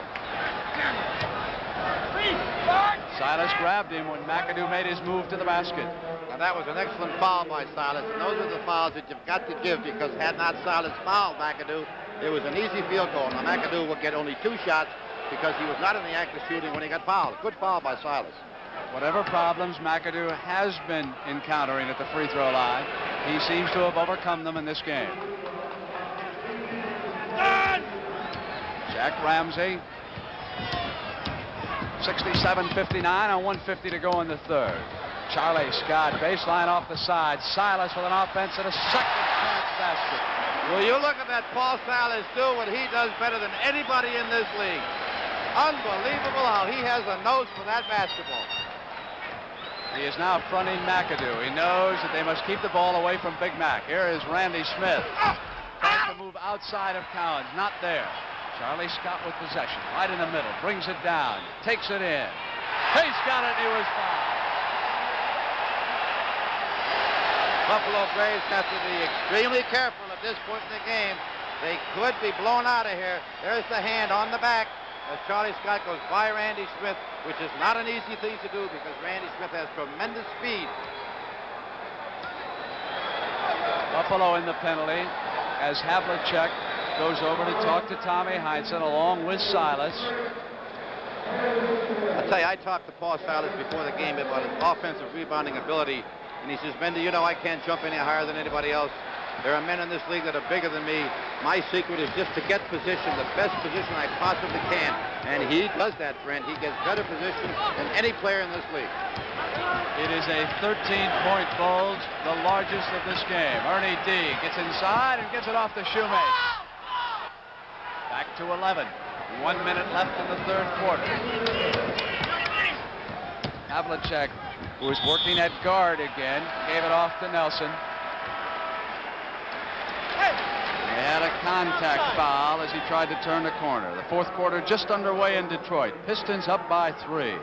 And if that series goes to 7 games, you will see the 7th game as the second game of our doubleheader Sunday on CBS. The first game, of course, will be Game 6 of Boston-Buffalo from Buffalo. Steve Kaburski checks back in.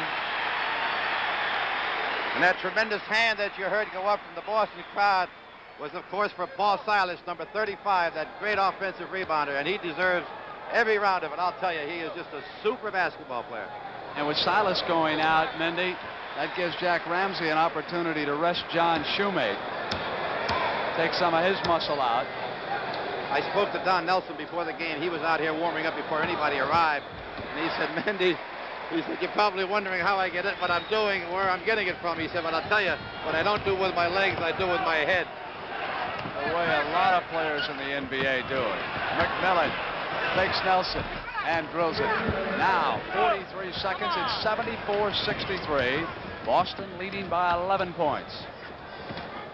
Havlicek pops out. Randy Smith is watching him. Havlicek working in the backcourt with Scott. He has been at forward and at guard for the Celtics. Turn around, left-handed hook. You hate to keep saying it, but Dave Cowens is having himself a heck of a ball game. It's 13 points. Ernie D holds up. They want to go for the last shot. We come to the end. McMillan open underneath, and he was fouled as he tossed it up. Good play by Buffalo. Everybody looked for McAdoo to get the ball and McAdoo to get the last shot. There was a screen, and McMillan came loose. Good, smart play by Ernie D at that time. Steve Kaburski was in there along with Dave Cowens, and immediately Kaburski threw up his hand toward the scorer's table. He didn't want anyone to assess Cowens with that foul. I'll take it. Don't give it to the big redhead, right? Only if it goes through to make 1. I'll tell you, I think Buffalo is extremely lucky at this point in the game.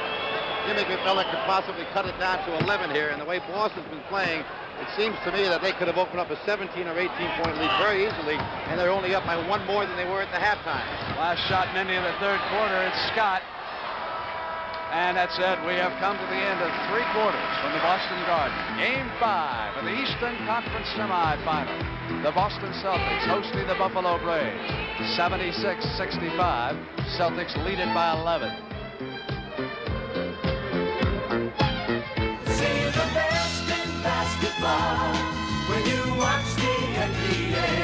When you watch the NBA on CBS.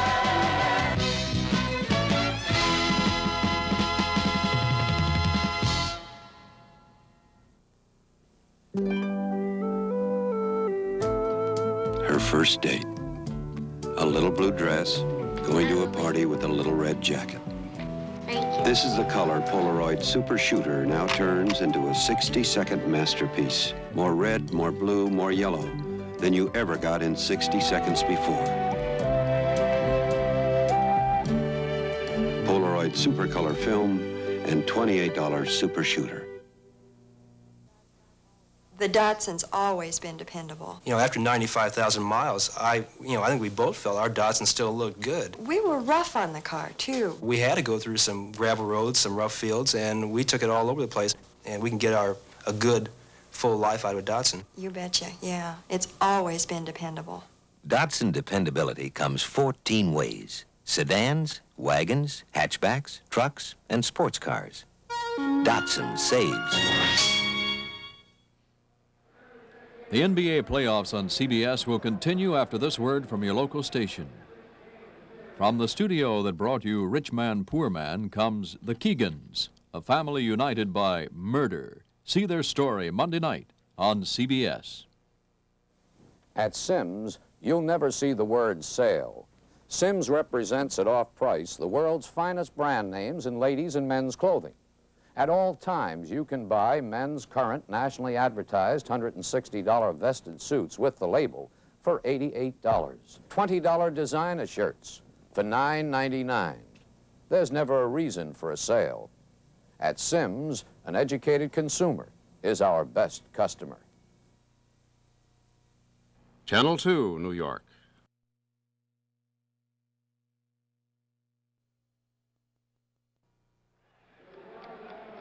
The commissioner of the NBA, Larry O'Brien, there to the right of Red Auerbach, the general manager of the Boston Celtics. 12 minutes to go. Whoever wins will hold an important 3-2 lead in this Eastern Conference semifinal. And they will take on Bill Fitch's team. He's over there to the right. Jimmy Rogers. So the 2 coaches of the Cavaliers scouting these 2 teams, taking notes. Kaversky. It's the first shot. 78-65. To give you an idea, Cowens was held to 2 points in the first quarter, 22 points since then, 24 for the game. Kenny Charles. Loose ball battle won by Shoemate.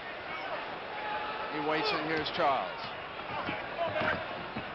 Goes to the left corner. Smith comes over. They go inside to McAdoo. Kaversky to Scott. Now it's passed back to Kaversky in the left corner. Here's Charlie Scott outside. The bomber by Charlie Scott. Tommy Hansen has a very interesting front wall up there, a very interesting front line. He's got Don Nelson and Steve Kaversky with Havlicek and Silas on the bench. Jack Ramsey very unhappy. He just pointed to the Braves. Get the ball across the timeline. Call a timeout. Get over here. You haven't done what I just told you between quarters.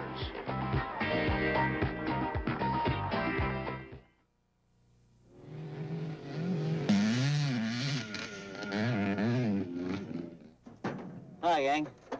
No, this ain't a beer. It's STP oil treatment.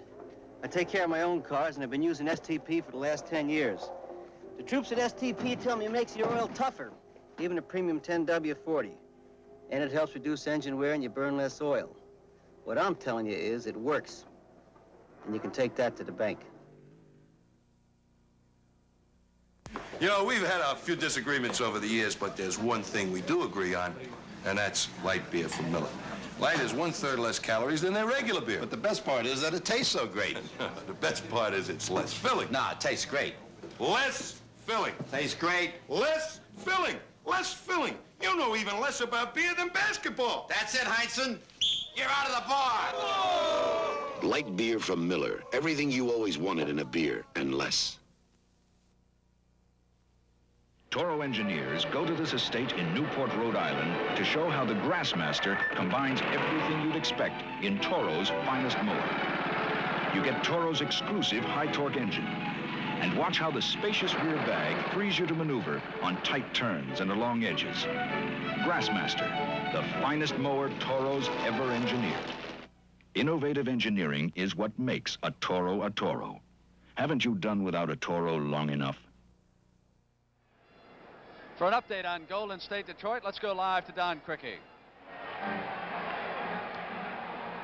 It is all tied up in the fourth quarter, 88-88. We have 8 minutes and 35 seconds left to play in the game. And now Phil Smith, who has put on an incredible show for Golden State, gets his 32nd and 33rd points of the game. And Golden State is back in the lead by 2. And here comes Dudley leading the break. 2-man attacking. Berry off to the right. And the pass, as you see, is blocked as Al Adams, who's been up and down the sidelines all game long, has seen his team down by as many as 16 points. But they have rallied back now in the fourth quarter to take a 2-point lead over Detroit.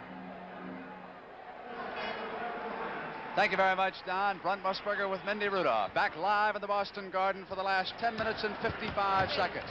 80-65. Celtics lead the Braves. McAdoo with his back to Silas turns around and hits. It's 80-67 and 10:46 to play. Game 6 of this series Sunday on CBS. White starts his assault, and he traveled. That's the only way the Buffalo Braves can get back into this ball game. Is they've got to go to the hoop, they've got to hit McAdoo, they've got to hit McMillan. They cannot score from outside and expect to win this ball game. Smith charged into Scott, who had stepped over.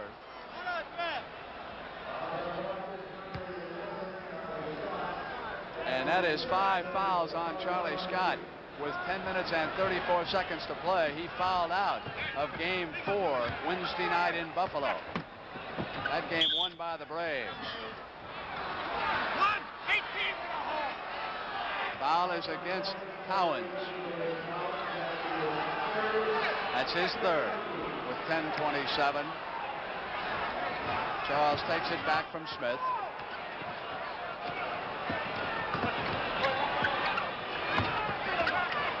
Silas all over McAdoo. They go out to Smith. Shot clock inside of 10. Double team. McAdoo gives it off to Shoemate. Cowens was there on defense. Scott back, leads the break, throws up the underhand, and Silas came right over the back of Randy Smith. Well, Silas a little too anxious, and he knew it. He was disgusted with himself, and he didn't time the rebound a little bit better than he did. Now, you'll watch this as Charlie Scott will miss the layup. You'll see Paul Silas come into your picture. There he is. And, of course, there's the loose ball foul. Tommy Heinsohn with a word of advice for Jake O'Donnell as he went past and McAdoo from the corner. 80-69. Braves back to within 11. Ramsey urging players to come up on the press, and Scott is furious, yelling at Manny Sokol. And as he turned away, he said, "I'm sorry, Manny. I didn't mean what I said. Here's the basketball. You're the referee. I'll play. You call the game. Don't be mad at me, baby."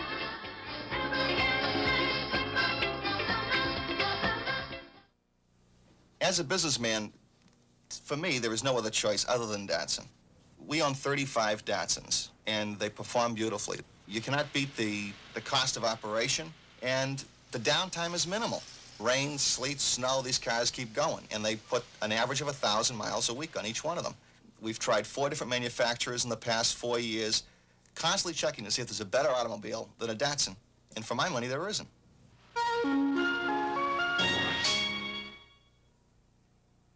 All cotton denim jeans look terrific when you buy them, but when you wash them, wrinkles, puckers, shrinkage. Is that what you paid for? Now there's Wrangler no-fault 100% cotton denim jeans and jackets with sandpercent. Freedom from shrinking, puckers, wrinkles, no matter how often you wash them. And no-fault fades beautifully. At Wrangler, we think Americans should get what they pay for. State Farm agent Doug Mays. We specialize, of course, in the personal lines, meaning the automobile insurance, the fire insurance, the life insurance. They want someone who is professional, someone they can have confidence in, and they want to be able to understand what they're buying. State Farm agent Jim Golden. For their family. But most of all, they want someone that they can count on to be there when they need him. And I think most people will find that a State Farm agent's that kind of a guy. State Farm is there. Tonight's NBA playoff game is sponsored by Datsun, America's #1 selling import for cars and trucks. Datsun saves. I can't believe it. A fan just handed Mindy Rudolph a note that said, "Can't you wake up Jake O'Donnell?" Last night, Jake was a hero. Bill Fitch praised him for working the Game 7. Tonight, he's a bum here in Boston. Well, that's the life of an official any place. Silas with control, 9:37 to go. Collins gives it off to White, who takes his favorite little shot. Smith puts it on the floor. Slowed up by Scott. Charlie Scott has been an impressive defensive player, and at that time, Smith motored right around him and drilled Dave Collins offense. Ramsey can't believe it. Ramsey is shouting him. Local Manny did not make the call. Jake O'Donnell made the call, and with Jake detected, as Randy Smith drove to the hoop, he gave Collins a shove with his left arm. Havlicek gets up. He'll check back in. Inside to Collins. Pretty pass from Scott. You saw Ramsey thought that Collins may have walked on that last play. You saw the signal. Now let's watch it and look for yourself now. Ball into Collins. Get out of there, Silas. No, he did not walk. He went up, kept both feet on the floor, and scored the field goal. Mindy, this may be the first game where Charlie Scott has been a factor. Right now, let's go to Detroit for a report on Golden State and the Pistons, and here's Don Crickey. Playing the game here at Detroit. Golden State down by 16 points in the third quarter. Has now rallied back to take a 4-point lead, 94-90. Curtis Rowe putting the shot up, and whoa, who is that? Porter or Lanier, Jerry West? What a play by Howard Porter. He had a great ball game so far. 19 points for Porter. That makes it a 2-point game again. Seen some spectacular plays all night long. 5:55 to go as we start down the stretch. Golden State with a win here will end the series. And Derek Dickey now hits the shot to make it a 96-92 game. The Warriors by 4. Phil Smith with 35 points for Golden State, leading all scorers. Bob Lanier has scored 24 for Detroit. Mengel hits. Again, it's a 2-point game. 96-94 Golden State. Phil Smith, nobody's been able to touch him all night, just firing away, hitting from all over the floor. That time missed it all. Lanier takes it, looks for the outlet. And Detroit forces the ball quickly down court. Mengel, who is an Auburn linebacker, in addition to an SEC Player of the Year in basketball, drives down the lane and he crashes to the floor, and the whistle blows. John Mengel gives 100% every minute on the floor. Gus Williams got the personal foul. Pass inside from Eric Money, and watch this ball he takes. He loves it. He better believe he loves it. His nickname is Crash. Went to Auburn because they let him play football as a linebacker in basketball. So Crash Mengel is right up, bounces up like a greyhound with 5:14 to go, and he is heading for the free throw line. A little bit of that, spread a little of that hurt no more on it. We talked about that hurt no more. It still hurts. The good thing about it for the Pistons now is Golden State is now in a penalty situation. It gives Detroit a lot of chances. They can take the ball inside, rebound real well. They can stay in this ball game with good free throw shooting. But the one danger for them is not get caught up in a running game with this Golden State ball club. The Celtics have taken command of their game at Boston. They are up by 13 points in the fourth quarter. If they win, they would go up 3-2 with Game 6 coming up Sunday afternoon at Buffalo. John Mengel to the free throw line. Doesn't get the first one. Got to try again now. He could have tied this game up if he hit them both. Lanier has not scored here in the fourth quarter. He had only 4 points in the third quarter. Mengel, in fairness to him, should be pointed out, banged his right hand that he shoots with when he fell that time. Missed both free throws. 2-point game, 96-94. Phil Smith right to the hoop, takes it right through. Rick Barry against Porter, all the way across court to Derek Dickey. And the Golden State Warriors again open up the 4-point lead. Their great bench again contributing an awful lot. Gus Williams, Dudley, Derek Dickey, George Johnson, everyone. George Johnson just fouled Bob Lanier. He'll shoot 2 free throws. But watch Lanier go to the basket again. They have to get offense from him, Detroit does. A good penetration move by John Mingelt. And again, anytime you can break inside this Golden State defense, which is tough enough to do, you're going to find some men open either underneath or on the wings, and Detroit needs to try to do that a little bit more, particularly when they're in this penalty situation. Golden State took the lead here in the fourth quarter, for the first time since the first quarter of the game. This is Don Criqui with Jerry West at Detroit. The Pistons needing this win to stay alive in the playoffs. A team that got here with a 10-game under 500 regular season record, 36-46. A lot of people forget they won 11 of their last 12 regular season games, then knocked off Milwaukee in the playoffs, and now have beaten the defending NBA champion Warriors twice in this series, but have to win tonight to stay alive. Berry goes to the hoop, dips it up like his free throw, and Golden State again takes a 4-point lead, 100-96. We have 4 minutes and 15 seconds left to go. Rick Berry has scored 13 points, missed much of the third quarter, has 4 personal fouls, now a 5th, which he got in the third quarter. 4 at the half. Lanier goes to Eric Money, looking inside. He's been a dancer all night, going right into that lane, but can't get the shot. Lanier is there, followed up. 2-point game again, 198. 3:55 to go. 28 points for Bob Lanier. Gus Williams with that spectacular 7 for 9 shooting in the third quarter when he scored 14 points off the bench. Goes to Berry. Rick Berry fires away, and he gets it. And again, the Warriors extend their lead to 4. When Golden State needs 2 buckets, Rick Berry's responded. Even though he hasn't shot well in this playoff, they know where their key man is. They go to him in those situations. Howard Porter puts it up. Lanier taps it cross court, and Chris Ford out of Villanova out-hustles everybody to the ball. With the ball is Curtis Rowe. This is wild. This is great. 102 to 100. Great hustle by the Detroit Pistons to keep that ball alive. Little plays like that can win a game, particularly this close. The crowd is absolutely on fire here in Detroit. 11,000 just up and screaming the whole game long. Down the lane, a great drive by Gus Williams, could not get it to go. 2 minutes and 55 seconds left to go. Detroit with a hoop here would tie the game again. 2:50 to go, heading down the stretch at Detroit. Pistons having to win to stay alive in the series. They trail 3 games to 2. Lanier out high. George Johnson against him. Chris Ford, bounce lead, pass to Money. Oh, the roll goes in the home court for Eric Money and Detroit. Detroit is bringing Bob Lanier out high to set a lot of screens, and they're trying to work stuff down low, and Eric Money has been the recipient of many good plays underneath the basket. We now have 2:20 to go in the game. Chris Ford stole the ball, and he stepped out of bounds when he did so, and so the ball is back over to the Warriors. Golden State will get the ball back in bounds from beneath their basket. 2:20 to go, and the game is tied 102-102. The Celtics now with an 88-77 lead over Buffalo in the fourth quarter. Here is Clifford Ray coming into the game, replacing George Johnson. 2:20 left to go. What's Detroit have to do here, Jerry West? Detroit has to prevent Golden State from getting a good shot here and come down and try to get the ball to Big Bob Lanier and see what he can do with it. Good erase. Williams way high up to take the inbounds pass. Works off a pick set by Derek Dickey. Curtis Rowe stays with Williams. Williams driving, rebound, slapped out. Berry takes it. Screening the ball with his body. What do we got here? Foul call goes against Detroit. And Berry, who is just about automatic at the free throw line, goes to the free throw line.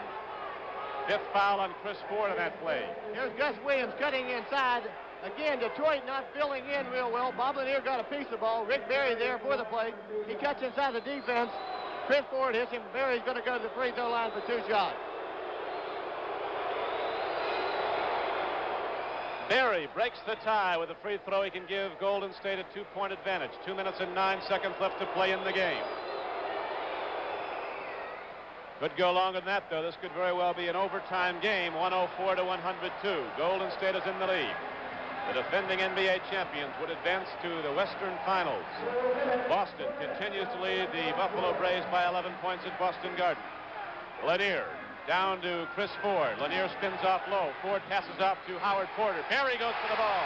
Porter gets the shot away. Howard Porter now ties the game at 104. 21 points for Howard Porter. The ball will come back inbounds to Detroit. And before that happens, there's going to be a timeout called by Golden State and a personal foul signal.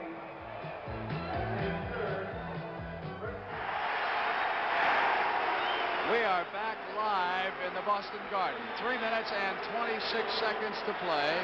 92-79. And McAdoo has just fouled out. He just committed his 6th foul on an offensive foul with Paul Silas while we are awaiting Ramsey's substitution. Jack Ramsey totally unhappy with that particular call as his big scoring ace sits down and he is finished for the night. McAdoo goes out having scored 23 points. 3 minutes to play. And the Boston fans begin the chant that we heard last Sunday in Buffalo, only it's for the other team. Goodbye, Buffalo. John Havlicek really hasn't been a factor in this game as far as his playmaking is concerned, nor scoring, but he is certainly an inspiration to the rest of the Celtic players. 92-79 is our situation. Buffalo closed to within 11. Then they could not get any closer. Dave Cowens was dominant on the boards at both ends of the floor while you were watching the contest between Detroit and Golden State. There's the banner. Dick Gibbs checking into the game for Jack Ramsey. So it will be game 6 in this series in Buffalo, and the Braves must win that one. You'll see it on CBS, to be followed by either game 7 of Detroit Golden State or game 1 Phoenix against Golden State. How about the way the Pistons have played? Give them a lot of credit. I'll tell you, they're hanging in there tougher than I thought they would. Offensive foul for the Braves. We'll put it in play. It was against Cowens. That's his 4th.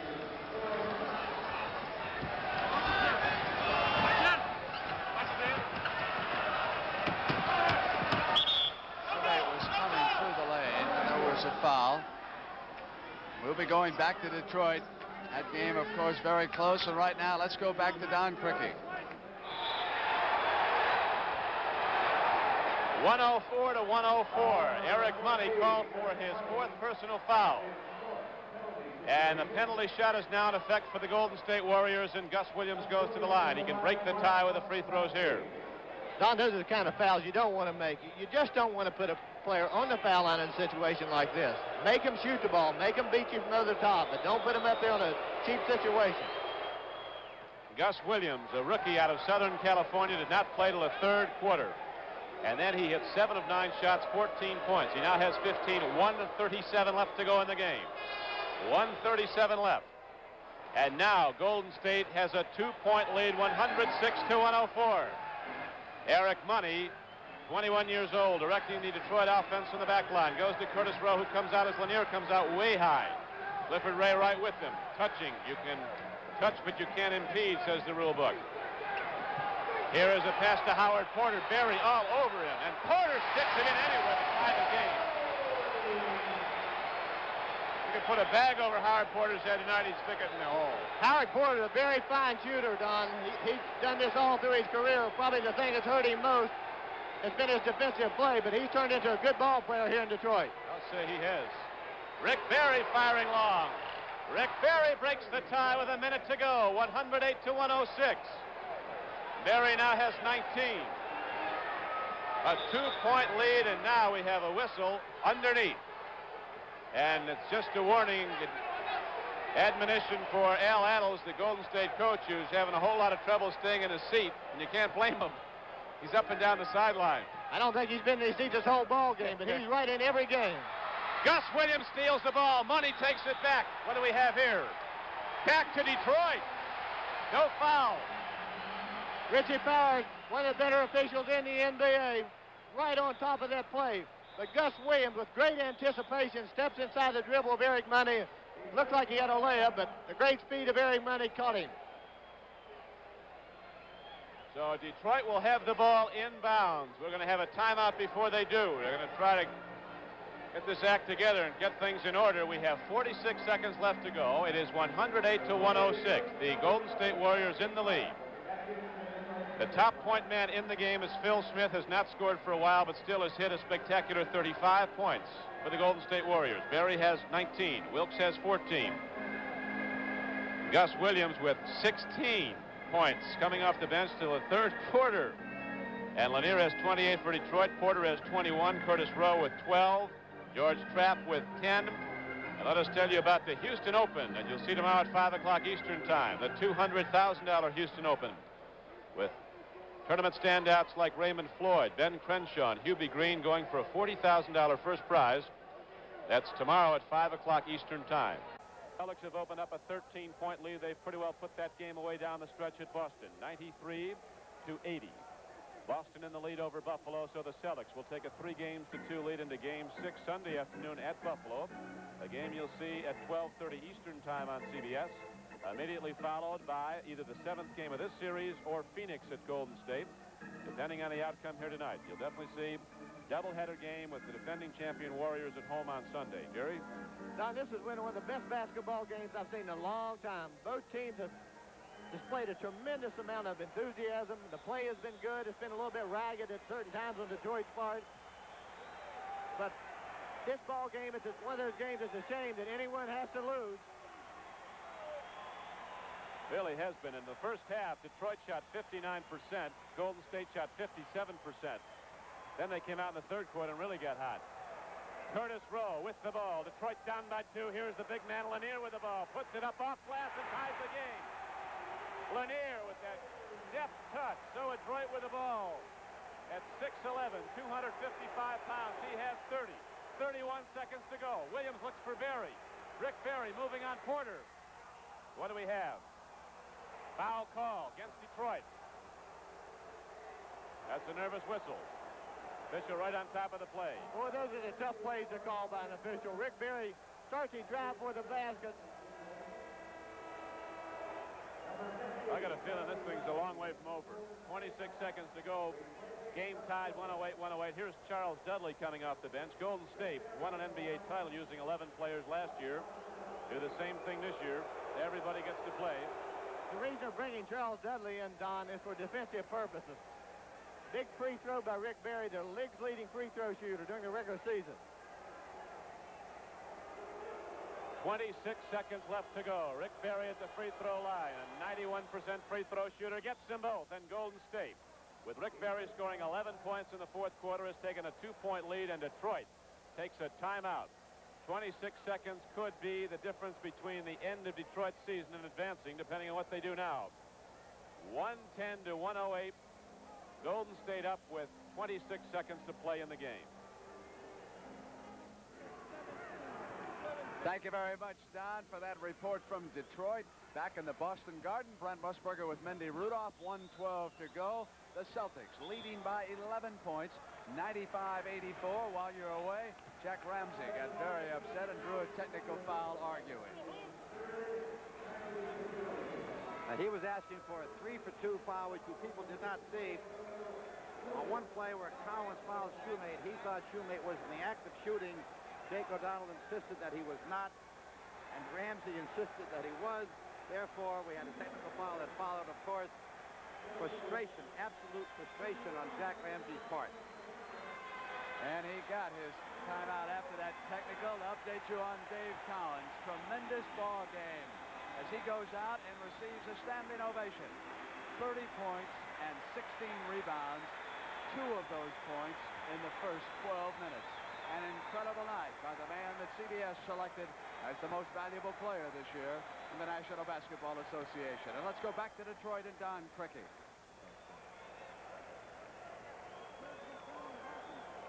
Detroit coach Herb Brown calls his team the Dirty Dozen.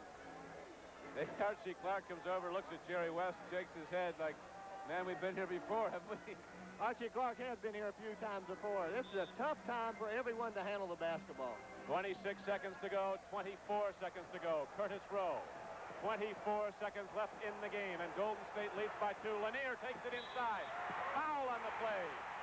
The follow-up shot by Curtis Rowe was disallowed. There was a foul on Lanier. Against Lanier, he'll go to the free throw line before Curtis Rowe's follow-up shot. Derek Dickey gets the personal foul. That's a good foul. You got to take that foul. Was a good foul. Lanier really had a great chance to make a three-point play in here. Ball just rolls off the other side of the rim, and of course Curtis Rowe tapped it in, but Lanier has 3 chances to make 2. Whoa, it's a nervous free throw, but he gets it. Don, a lot of players, you can hear their pants shake in this situation, but I don't think you'll see that happen to Bob Lanier. Yes, the big guy dips it down. He gets them both, so we are tied up again. 110 to 110, 18 seconds to go. And now Al Addles and the Warriors get the ball and call a timeout. They got a lot of time to set up a shot. Actually, they've got a lot of time for the Pistons to get a shot also. The last 10 seconds. A victory by the Boston Celtics in Game 5 of the Eastern Conference semifinal against the Buffalo Braves. But the Braves are not yet out of it. Game 6 will be played in Buffalo Sunday afternoon, 12:30 p.m. Eastern Time on CBS. And you will see if the Buffalo Braves can even this series up one more time. That's the final score from the Boston Garden, 99-88. Tommy Heinsohn congratulating Dave Cowens on a tremendous performance. The Redhead and the Celtics go into the locker room, and if they can win Sunday, of course, they would open here at home next week against the Cleveland Cavaliers. And so, from the Boston Garden, Brent Musburger and Mindy Rudolph and Sonny Hill saying so long, and let's go to Don Criqui. Back at Detroit, the Golden State Warriors with the ball when we resume play, break their timeout with head coach Al Addles. 18 seconds shows in the game clock. They were down by 8 at the end of the third quarter, had not led in this game since early in the game until the fourth quarter, and now they have it tied up 110-110. There's the final in from Boston Garden. The Celtics prevailing over the Buffalo Braves to go up 3 games to 2. 110-110, 18 seconds to go. Golden State with a win here ends this series and goes on to the Western Finals against Phoenix. But Golden State will get the last shot at it. Who do they go to, Jerry? They may not get the last shot. 18 seconds is a long time, but I'm sure Golden State will try to play this for one shot. Bill Smith has the ball and 35 points in his hip pocket. 110-110, 7 seconds. They're looking to draw a foul. Inside to Derek Dickey, blocked by Lanier. We go into overtime. Overtime. We go into overtime. You ought to see him here in Detroit. New Year's Eve. BJJ. They got it all going. Up and down. Big Bob Lanier, key player throughout this ball game, makes one great defensive play, comes back with another great defensive play. This guy's had some ball game. Yeah, that was 2 brilliant blocks, and you got to credit Golden State with a great play. They had the open man set right up. Dickey had the ball. It was only his heroics of Bob Lanier that saved the day for Detroit. That's one of those plays, Don, that when you take the ball back to the defensive man again, you're probably going to end up with a worse shot. Derek Dickey had a pretty good short jump shot, but he wanted to try to make the stuff, and Lanier was there to block it. Jerry West, I know you have I think would be interesting to the viewers, a philosophy on overtime games. You don't feel that teams are drained at the end of regulation. You feel they're so worked up, they're ready to keep going. Don, I don't feel at all they're drained. All these guys are ready to play.